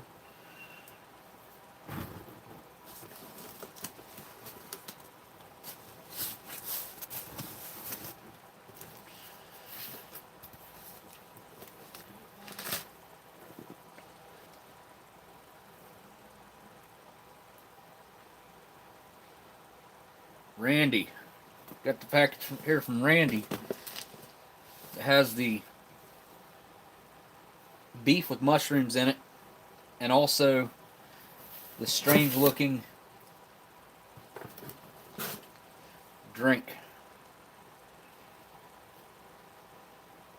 called Iron Brew, I think. IRN Brew. So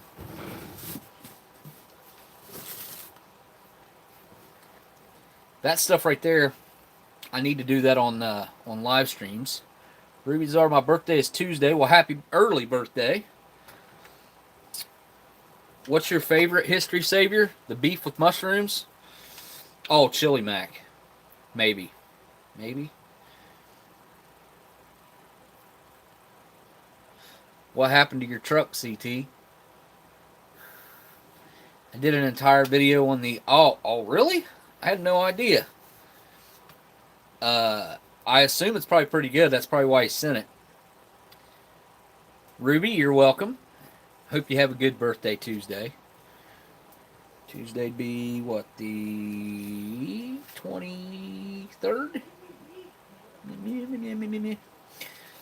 So, I got a second chance on buying a car. Let me see what you guys think about this.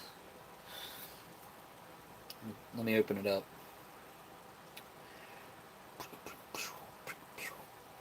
Also, if you guys want to find some good information on long-range patrols, obviously you can go to mreinfo.com. K-Man or mreinfo.com in the comments right here is the one that created that site. The creator of mreinfo.com is on my live stream here. He's a superstar. Yeah, cool. I've already got it pulled up. How convenient. So I got a second chance on this car right here. Yep, a lot of reflection. And I'm really, really debating on trying to get it. I just checked back on my eBay. I haven't been on here in a few days.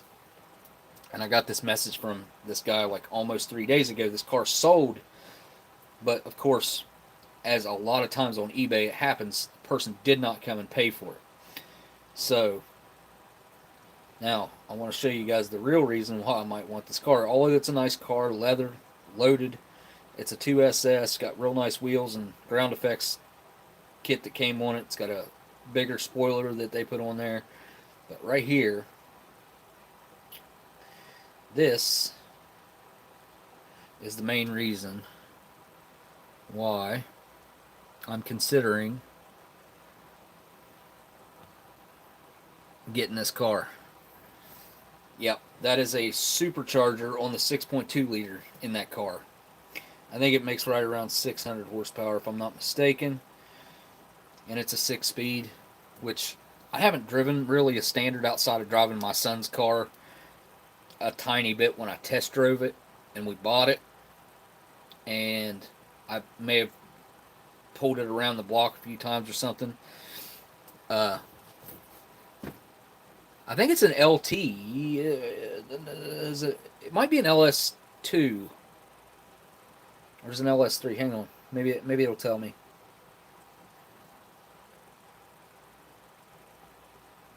It's got a lot of aftermarket parts. 2010 2SS. It's 620 rear wheel horsepower. That's how much it's actually getting to the rear wheel. So that engine's probably making, it's making at least 650. Probably more than that, because you lose some horsepower through the drive shaft, from the engine to the drive shaft to the rear end, stuff like that.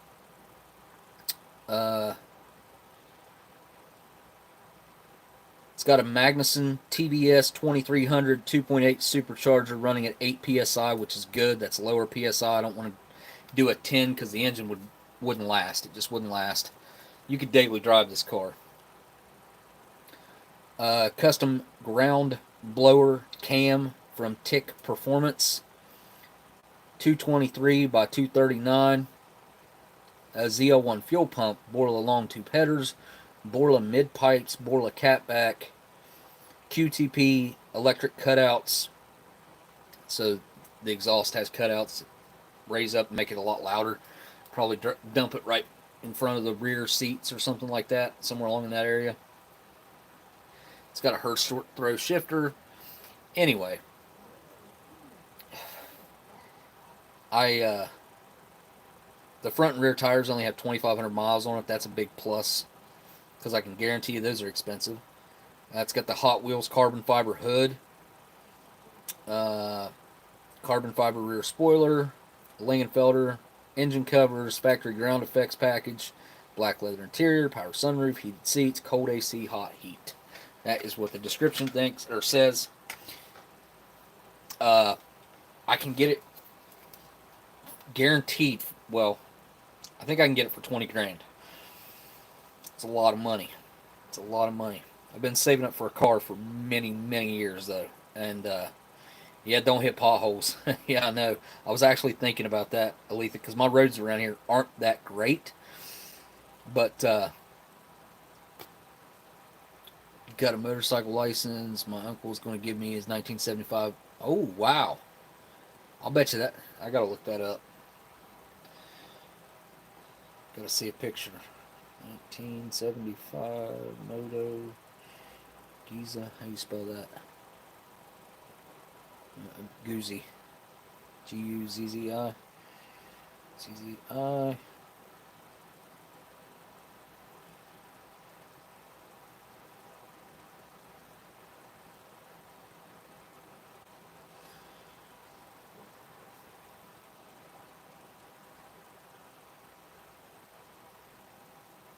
Whoa.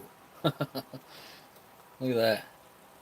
Well, alright. I'm flipping the camera back around so I can actually show you guys. This is what Daniel just said.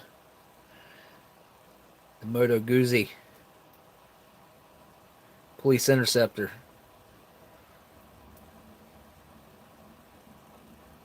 1975. Huh.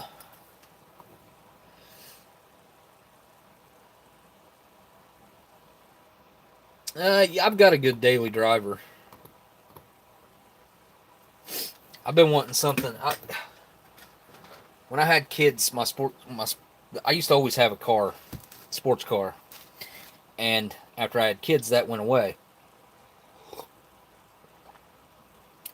And I've wanted one back ever since. Here, I'll show you guys what else I'm looking at, because I really kind of want a 2015 Challenger, but I can't find one in my price range. So that Camaro is a really good deal. If I was to guess, they got 20 grand in extra parts on that thing. All right, let me find it. There's a 2014 Challenger on here that I've been looking at pretty hard. It's in my watch list, I'm sure of it. Nope. Come on. Take me just a second to find it, I guess. Unless somebody bought it today. Could have happened. And I will be making videos with my cars. I might make a whole special channel. Not special. A different channel. It's between that. I would like to have a 2015 up Mustang too. But that Camaro is sweet. No. Oh, okay. It says unsold. Well, that's a relief. Here we go. Focus camera. Let me turn my brightness up. Yes, I know. It'll hurt your eyes. Got it. There we go.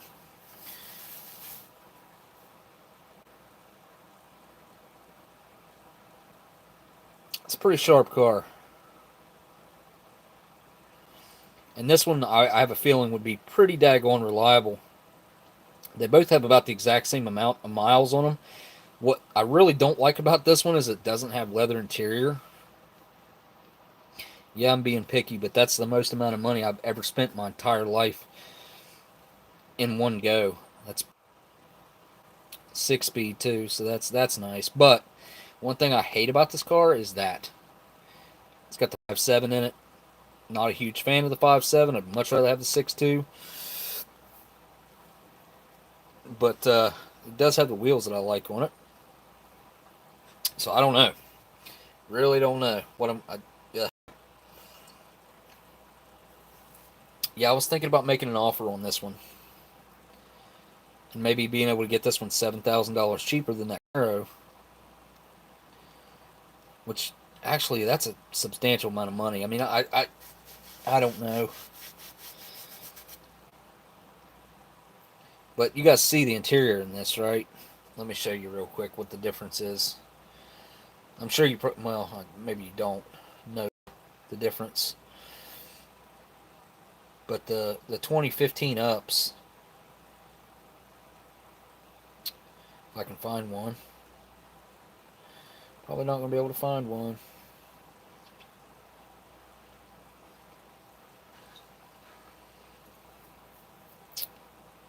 Okay. Well, this will be the same interior.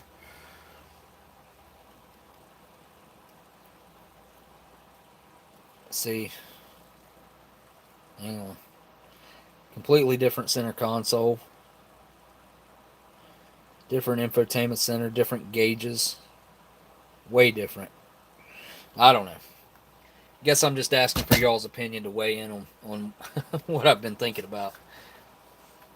Yeah, I'm a huge advocate for leather because cloth, I mean, you can literally spill water on your cloth seats and it'll stain them. You know, sometimes. A lot of times. And I'm good at detailing cars. It just kills my back anymore. And I can't really do it. I mean, if we're talking dream cars, like, you know, my dream car is going to cost a lot more money than what I can save up, and what I have. Um, Dream car. I've got like, ooh, I got a whole list of like 10 cars that would be my dream cars. Ordo says to get the Chevy. Wow, everybody. Well, I got a couple. Berto says SS all the way, really. Wow. Didn't expect that. Not Mopar fans, huh? The last car that I drove was a 93. Well, wow. That's probably been a minute.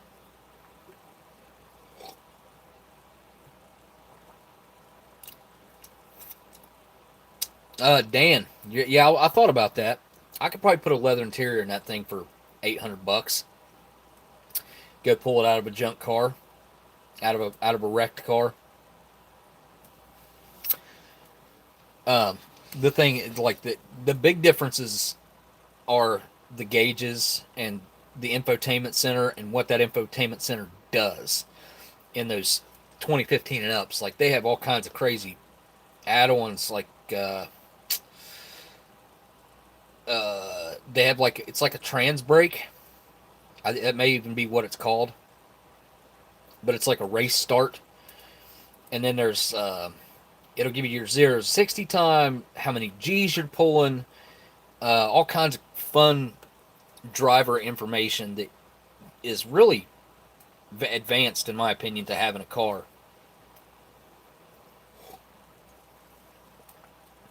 What are we talking about? Just ordered my hubby a vest from there. What are we talking about? I bought a leather jacket on Amazon. I ordered it 2 sizes too big and it came 3 sizes too small. Ah, I'm sorry, Pete.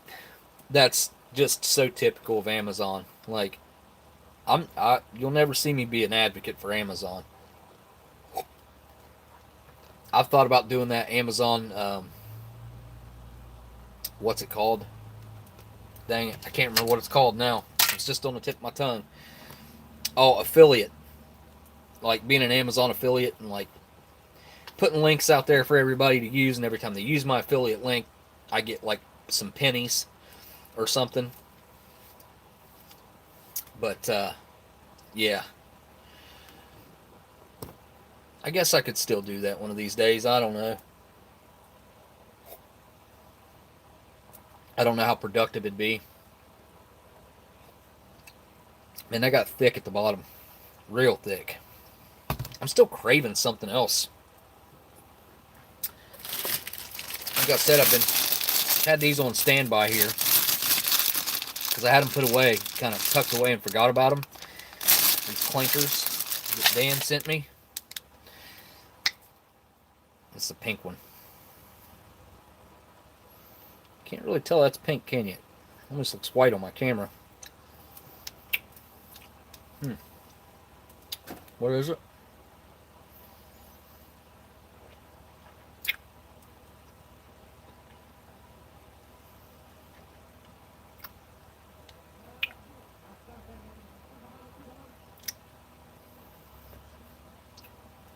You've only drove once, Kalen? Well, only only one vehicle. Truck belonging to the Girl Scout camp that your parents worked at while you was in college in the mid 80s. I drove the line that my dad threw hay out for the horses. Wyoming Adventures influencer. What? What are we talking about? Almost got a Titan a couple years ago. Sort of regret not getting it. The wife wasn't confident driving a big truck, so we got a Jeep. What kind of Jeep did you get? Did you get a Grand Cherokee? Or just a Cherokee? The new Cherokees are nice. I'd like to have one of those new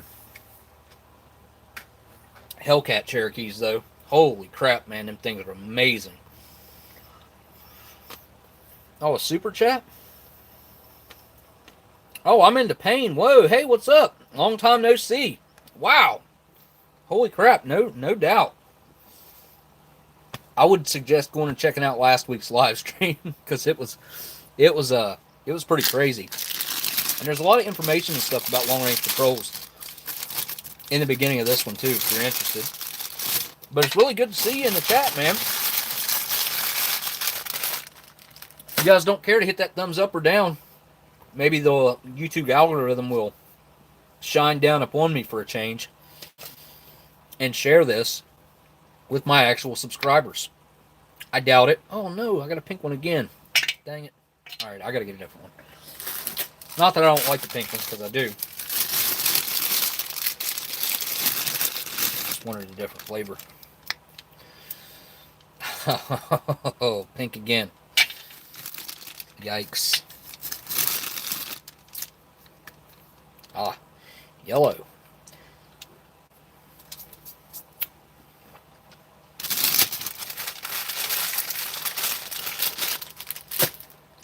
So I need to look where that other car is at. This one.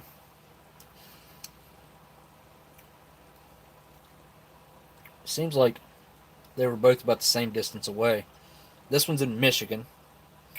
The other one's in Virginia Beach. Let me just see here. How far away is Redford, Michigan from my location? The drive from your location to Redford Charter Township is 315.2 miles. 5 hours, 10 minutes. Holy crap. Well, it's almost 3 hours longer to go get the Camaro. And that would probably take me 2 days because all the stops that I'd have to make and stay in a hotel. And it would kill my back and leg. It's a long drive. The 5 hour drive's a long drive too. Which in a couple weeks I have to go to stinking Lexington, Kentucky. Which isn't that where Minotaur is? Wait a minute. Isn't that where they're located? Am I wrong about that? Where's freaking Minotaur located? Is it Lexington? Or Louisville? Oldsmokey, if you're ever in Redford, Michigan, when the world opens back up, please go see the show at the Redford Theater. It's a lovely old building. Well, that sounds interesting. I may end up there. Just all depends on which one of these cars I take the dive on. Um, the Challenger, I wouldn't pay no more than 13 grand for it. Oh yeah, that's another big thing on the Challenger that I didn't tell you guys is it has a where's it at? It's got a salvage title. Well, a rebuilt salvage title. Same thing. It's a salvage title. So an active salvage title is a car that's not been rebuilt and roadworthy yet, and rebuilt salvage title is one that's roadworthy and ready to go. So the description of this one was that it had a little bit of right rear, or yeah, it was right rear. So this side,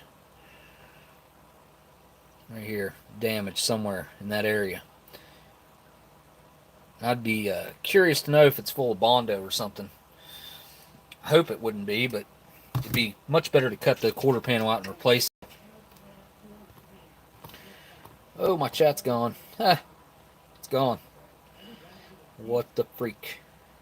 Hang on. Maybe if I go through the motions here. What the heck?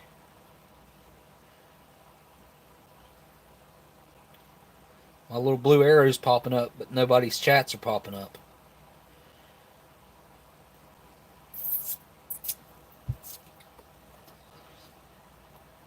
Alright, hang on. Okay. Alright, there we go. The chat is back. I don't know what that was all about. But I take a 9-hour drive to my grandparents. We drive all the way there, Joe said. It's not bad if you got somebody else to split the drive with you. I mean, that's kind of where I get in trouble is if I'm driving by myself. I've got to get out every hour and a half, at max 2 hours, and I have to get up or my back will spasm. I'll have my legs will start swelling. Well, not my leg. My left leg will start swelling up really, really bad, and it'll cause me more damage than it's worth. Okay, I'm back up there. I have a pork with scalloped potatoes. I'm into pain, says. Pork with scalloped potatoes. Is that the one? I thought we did a pork one on eating history. Was it pork? Maybe it was pork with rice, or was it beef with rice? I can't remember what we had on there.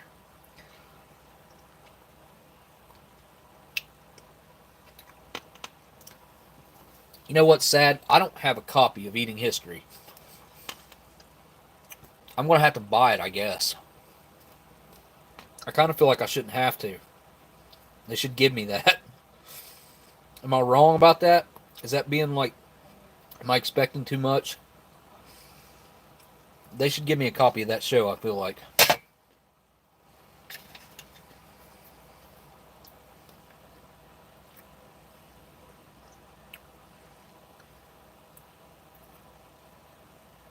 Joe says we stop at the rest stops. Yeah, I do that. I do that a lot. I'll stop and sometimes I'll have to stay there for 20, 30 minutes before I can even go back get back in the car and continue the journey. There was no way for me to refresh it, Wyoming. To refresh it, I'd have to back all the way out of the stream. Chris said, I wish I had somebody to visit me. Well, that sucks. Dang it. Is it on DVD? I think you can buy it from history.com on DVD if you want to. I think they sell all their shows on DVD over there. You just have to go in there and order it. I would like to have a hard physical copy that I could throw into a DVD player or something like that. Or even a digital downloaded copy, something that I could pull up on my phone or something like that I could watch anytime. Miss Marilyn says no. I think they should. I think they should give me a copy too. I mean, I'm not trying to be pretentious, and I'm not trying to.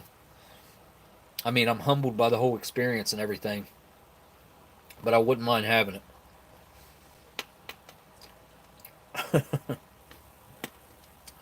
No doubt, Daniel. So history's about ready to start. I've been seeing commercials with their new round of food programming. And I have hope that since we got ran during the very beginning of COVID, when everybody was watching the news, and I have screenshots of this, New York Times articles, all kinds of different stuff, talking about these news channels breaking their all-time high records for viewership every single day. And I'm hoping that they play Eating History again, rerun it while they do this whole. They're doing the Food That Built America, which is a whole season in itself, and then they're also doing I think it's Modern Marvels, and Adam, wow, I just blanked on his last name. I know his last name. The guy from Man vs. Food, Adam. Anyways, he's hosting Modern Marvels now, and those two shows are going to be running together, from what I could see. So hopefully, Eating History will get some more playtime during that time, and maybe it'll actually get some viewership. We didn't do bad in the ratings, in my opinion. I think we finished up 38 in the top 100. Our last episode, we were like number 38.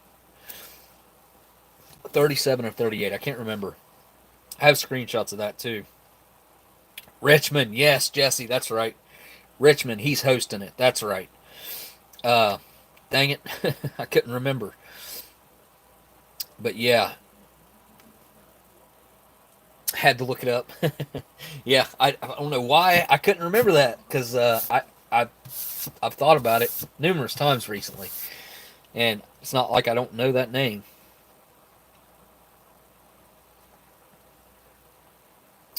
I didn't think it was very bad at all. And out of the top 100, G. Schultz, like, I could probably pull it up here on my phone. It seems like roughly about 60%, so about 60 of the shows that were in the top 100. Now, the way that works, I found all this out as I was going through, but the way that works is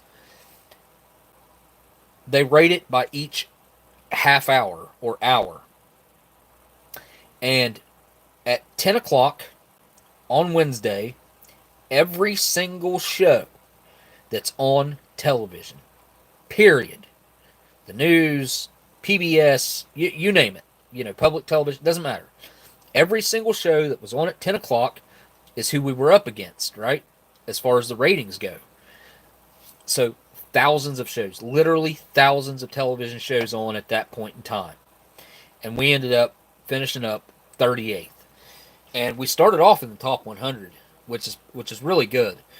And I think the ratings list that I looked at, like, it listed the top 200 or 300, something like that. Pretty good sized list. And every single time we were in the top 100, ever since, from the very time we started airing, and every single episode was in the top 100, not just the first half hour or anything like that. It was every single episode, every single new episode, I should say, was in the top 100, because those are the only ones that counted, I guess. And, yeah, I mean, I thought we did pretty good. So, I just wish it would get some more play time, honestly. Some more run time. I feel like it deserves it. Plus, like I said, with their new line of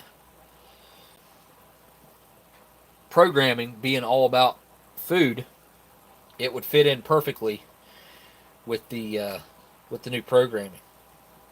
And I kind of wish they'd have held off and just premiered it with these other shows. That would have been perfect. Just held off throughout the coronavirus, because, the beginning of it, like, that was the only thing that you would hear on the news. It was like, and everybody would turn their news on and just leave it on there. And that's what happened. That's if anything hurt our ratings, that's what it was. People watching the news. So, unfortunately, I would say that's probably definitely didn't help us all at all.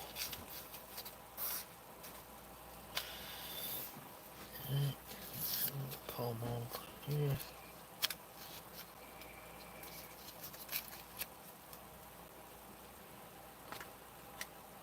Yeah, these are pretty good. Yeah, it was just bad timing.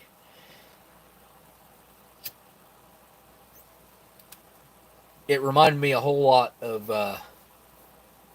another thing that I had happen in my life that ended up being just horrible timing. It was back in 2007. Ended up getting a job at what I would say was one of the best places to work in my area. It was a fantastic place to work. I loved working there with the people and stuff. I mean, it was a horrible, hard job. A horribly hard job. And the hottest job I've ever had in my life. Standing over top of molten metal with a 20-pound spud bar that felt like it weighed 100 pounds because of the magnetism of the pots that you make aluminum in. You make them with electricity, which creates magnetism on the pots. Craziest, it's crazy to see aluminum made, and it's a strange process compared to how other metals are made. Aluminum's very interesting, and I've worked in a steel mill before, and it's made with fire. you know, um, aluminum is not. Aluminum is made with electricity passing through it. It makes the molecules bounce off each other and create so much friction that it melts the metal. And you stick carbon, these big pieces of carbon down in the top, and then you gotta adjust these pots to make them run just right. I think we had 164 pots per line, and we had 4 lines. So there was a bunch of pots. 164 times 4 is whatever, like 750 pots, something like that. A lot. Round about that number.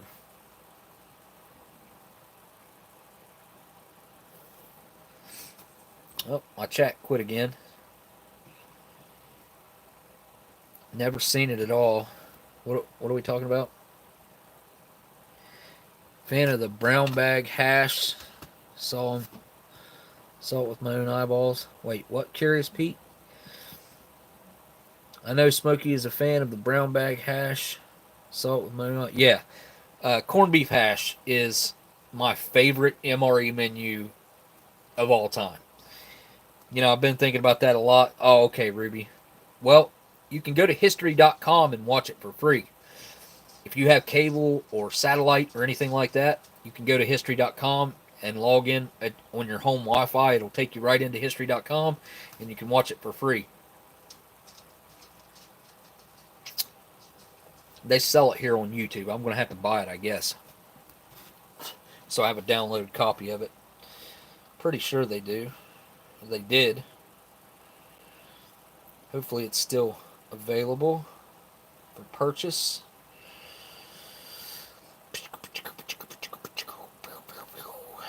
Let's see. Yep, right there. Paid show. There was a bunch of other new clips uploaded last time I looked on here that I hadn't seen before. 10 foods that were invented. It's funny because this weird history, tasting history with Max Miller started popping up when you type in eating history, and that's what pops up first. The tasting history with Max Miller. It's interesting. 7-Up bottle. Wait, what? Bottler's flavor? Huh. Okay. Looks like canned spaghetti that kid's eating. Boy, that is awful looking. Where are those clips at that I was telling you guys about? Nathan got a new video up a week ago. Oh, this is one of my favorites right here. I'll never forget that day. Right here. Because I ate all the same bugs that Josh did except for one. Because we only had one. And they didn't show me eating any bugs. Which is fine. That video right there. Oh, well, crap. Is on my channel. They had me upload that on my channel. And I made that thumbnail for it. And that video, it continues to get a crap ton of views. Well, it's on some sort of different History Channel YouTube channel, and it's like they've all disappeared. Oh, I like this kid here. That Bullman's vegetable mix right there. I could buy one of those right now, but it's like $40, something like that.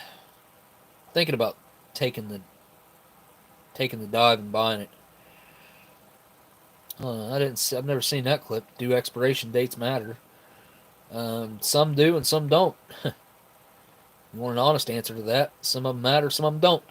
Okay, answer me this. I bought a gallon of chocolate milk. Let's see what you guys think about this.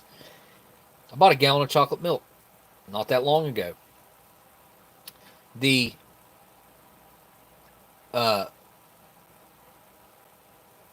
the purchase date, the best before purchase date, or I can't remember how it's worded. It's the date that you're supposed to buy it by. Anyway, was the 17th of this month. Well, the other day, on the 16th, so this would have been 4 days ago, I grabbed that chocolate milk, got it out of the fridge, took the cap off, and smelled it, and it was completely gone. I mean, completely went bad. Why is it that chocolate milk goes bad faster than regular milk? Because it's only 1%, the chocolate milk that I buy, which is just like a Walmart brand, I think. Or it might, yeah, I'm pretty sure it is. But it always goes bad. And typically it always goes bad before the date on the bottle. I don't understand it.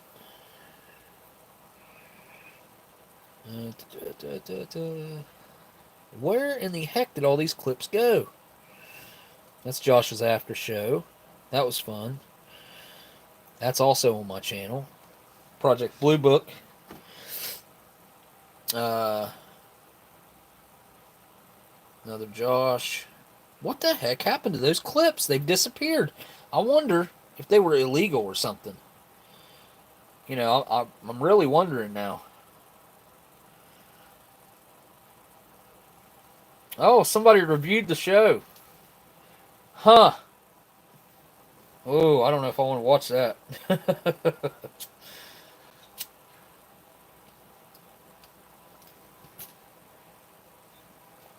Somebody reviewed the show. That's kind of cool. It's the first I've seen of that. Oh, they got my real name on there? Weird. Is that a Hindu history? What? What is that? It's so strange. Wow, you got to buy a sneak peek? Okay. I don't know what happened to all those clips, guys. I'm sorry that I stood here and scanned through all these because they were right at the top.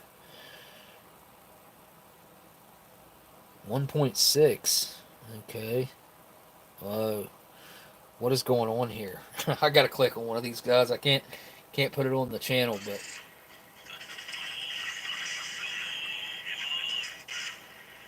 whoa. This is so weird.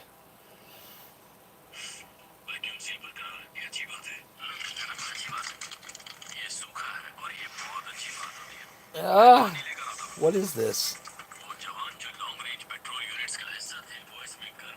Somebody dubbed in my voice in a different language. That's pretty awesome. There's all kinds of clips like this on here too. Wow. That stuff wasn't on there last time I looked. That's 2 weeks ago. 2 weeks ago. Huh.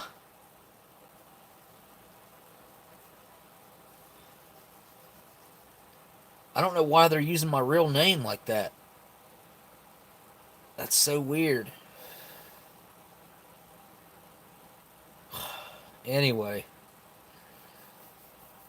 Huh. Okay, now I'm looking at the chat, guys. Wally World gave me nightmares. What Wally World? Off the movie? Dandy, I ran the fresh side of Walmart for 4 years and currently run a small town grocery store. I'd give you nightmares. Ugh. Yeah, a lot of people don't understand what happens, like what really happens in, let's just say in general, in the food industry. Some people know, but they definitely tune it out and decide to not think about it. There's no doubt about that. I'm guilty of it myself because, I mean, not eating beef and stuff and pork, it's not really something that I've ever considered, honestly. But I also am an animal lover, and I know how these animals are slaughtered, and it's tragic. You know what I'm saying? Like it can get tragic. So yeah, I prefer not to know. Afraid I'd starve if I did know. Yeah. See, I made the bad choice of watching that Food Inc. movie back in the day, and also where I've really gotten into, all foods, not just military rations, but food in general, and researching history and really kind of understanding a little bit more about the food process, not only how foods are processed, but also processed foods and preservatives that are added to food and certain things that it just, I honestly try to tune it out. Not gonna lie. There's a lot of things that, if I thought about it too much, I wouldn't eat certain things. Uh, you live 10 minutes from a local slaughterhouse, and it's crazy what they do. Yeah, see? Well, okay, so you're not close enough to hear it. That. I'd probably be a vegan if I lived that close to one. There used to be a pork processor up here in town. It's not, I mean, it's not open anymore, but yeah, they used to process pigs in there.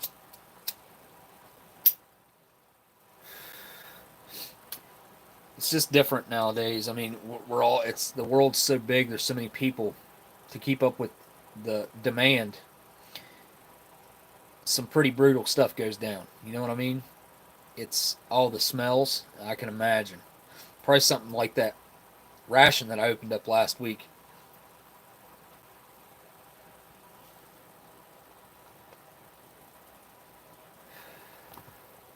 Your first live stream, G. Schultz, I was working at Walmart, hiding in the produce room watching. That's funny. I'm going to move this tray and get a couple kittens. Let's do that. I'm bringing in here some long range patrol kitties. And I got to save the toilet paper. A little sugar packet I cut open.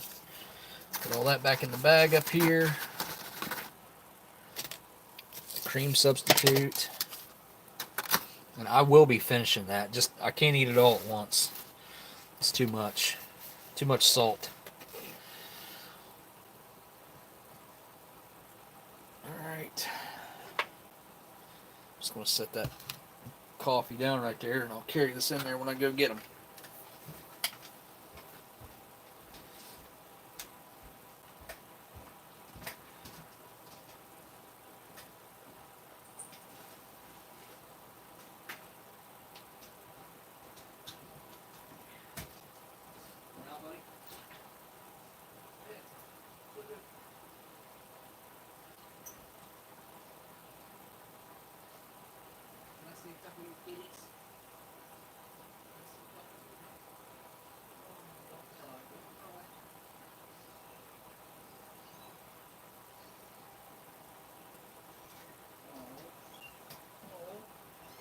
Don't cry. Don't cry.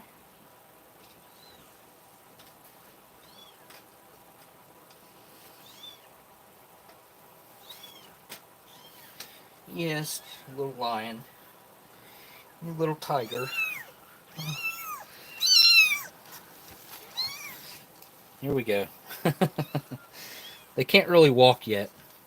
And I told K-Man about this today, but I've been thinking about starting a TikTok and monitoring these guys with a little minute or two video every single day on TikTok, and watching them grow up to where they start playing and stuff. Because they're just now, I mean, they've had their eyes open, I think, 3 days.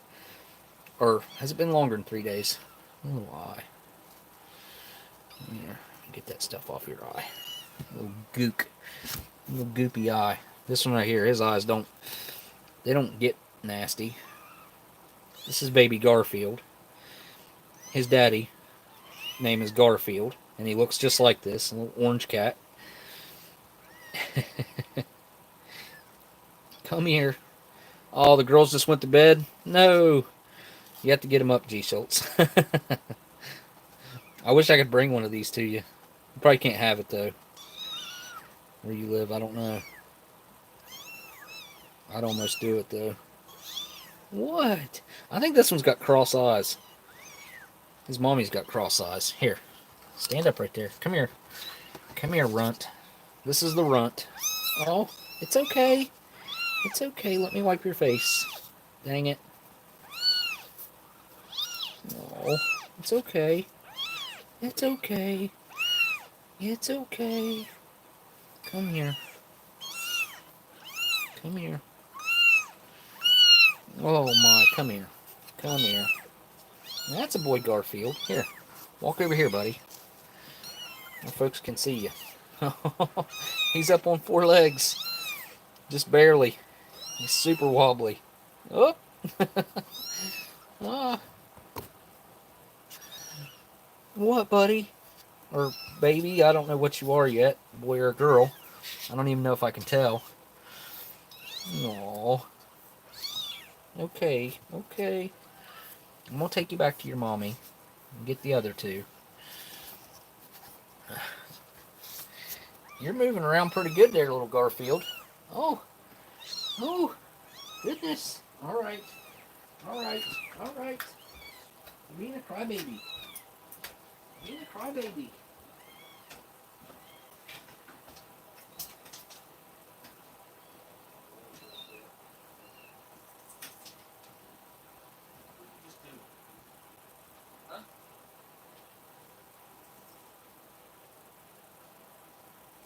Trust you, no further than I can throw you. Come on, out. Out.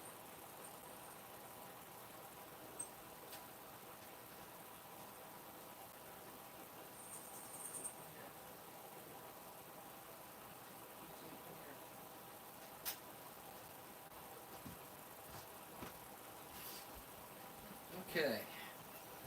So these two are being pretty quiet so far.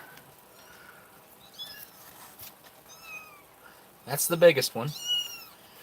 And that's the second to the littlest one. What? What, baby?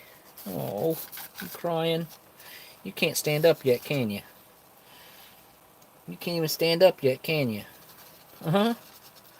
Come here, little black one. Let me look at your face.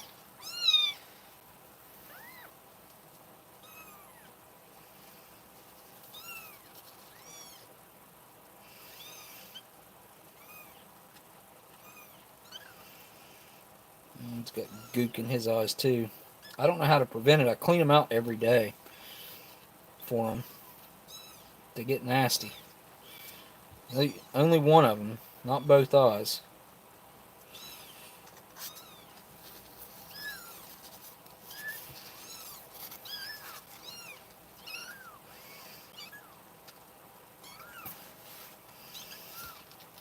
Come here.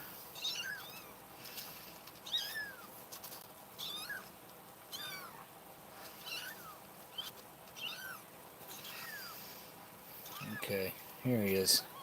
He's got a little stuff in his eyes still, but not too bad.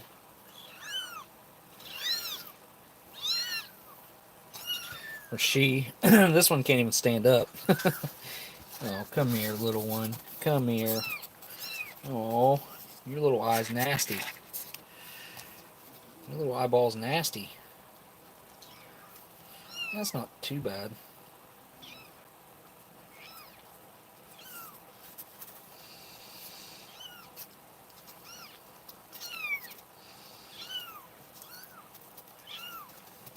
Oh, I think this one might have long hair.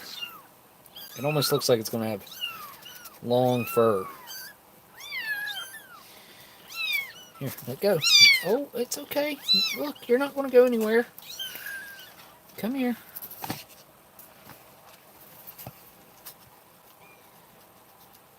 Oh, little wobbly guys. You're a little bit wobbly. You're a little bit wobbly. Look how wobbly they are. They're not shaking from being scared or anything. They're just wobbly. Yeah, you can't stand up hardly, can you? If I touch you, you'll fall over. Because you try to walk on your little claws. Oh, you're too cute.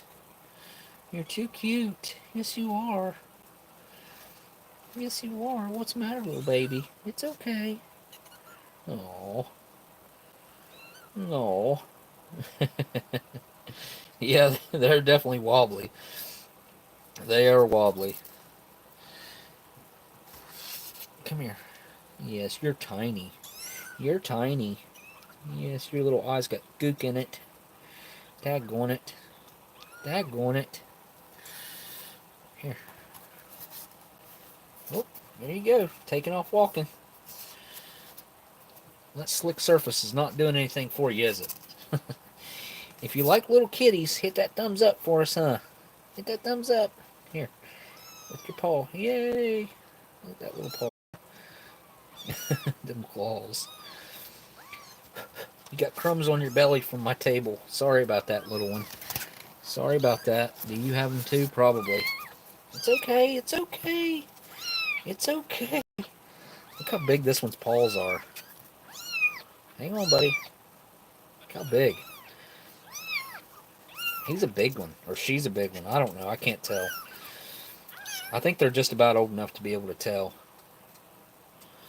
Anybody know what that is? Let me know. Because I don't have a clue. Oh, you're so cute. You're so cute. Oh. Hi, baby. Hi. They know my voice really, really well. Yes, it's okay. It's okay. Yes. I think this one is going to have long hair, though. It does, like, it's a lot bushier than the rest of them. But its dad's not long hair, and its mom's not long hair.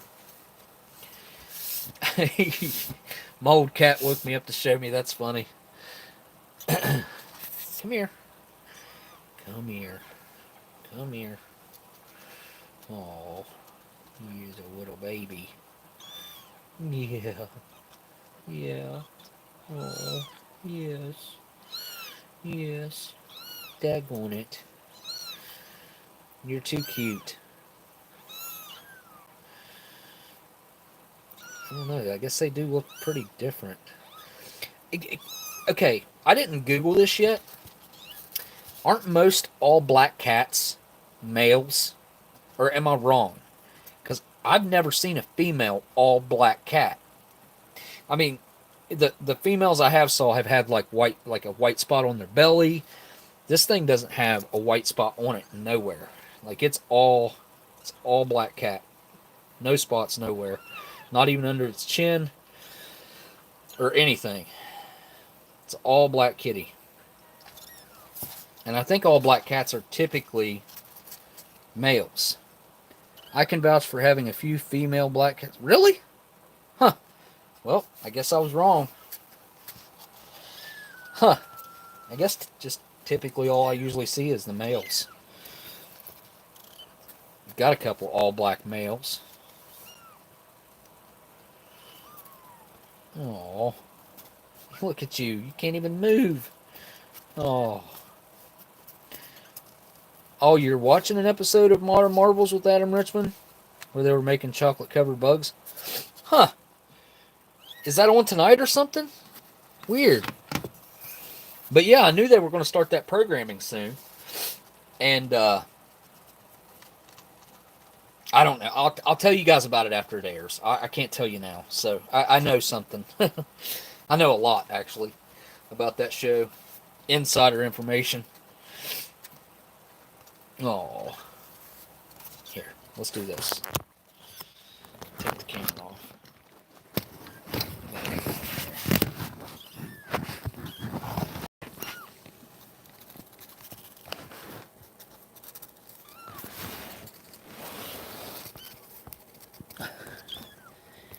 Here, hang on.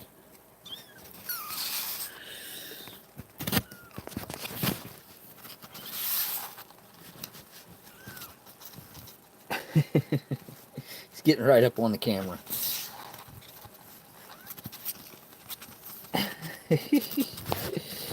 Oh boy.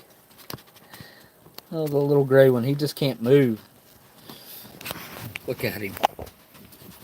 Little fella. Oh. The black one getting around good. The big gray one, I think where he's so much bigger, he's having a little more trouble getting around. Kind of dragging their back legs along. They're shoving with them, but they're not doing much for them, as you can see. What, little gray one? What?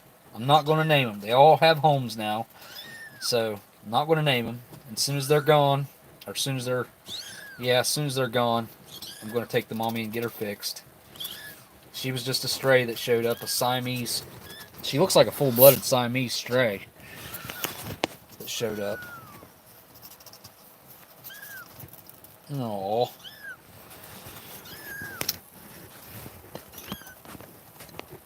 Yes, you're cute. I think you know it.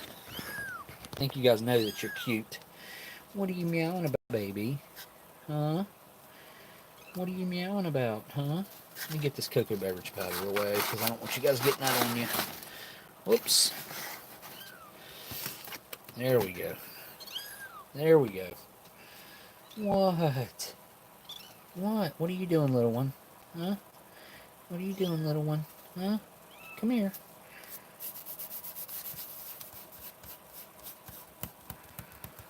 Come on, come here. Come here. Hi, baby. Yeah, this one it's the biggest cat, and it's the only one that can't, like, sit up and move around on all four legs yet. So they're not exactly playful and fun yet. They don't even play with each other, but hey, you're funny to watch try to walk around. You got, like, little frog legs behind you. You look like you got little frog legs stretching out behind you. You know you can get up on all four of your feet. Look. Put that one under you. Put that one under you. Like this. That's how you do it right there. Careful. You can do it. Easy. Put that foot back underneath you.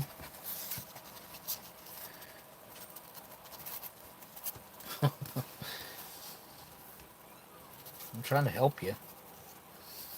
Trying to help you.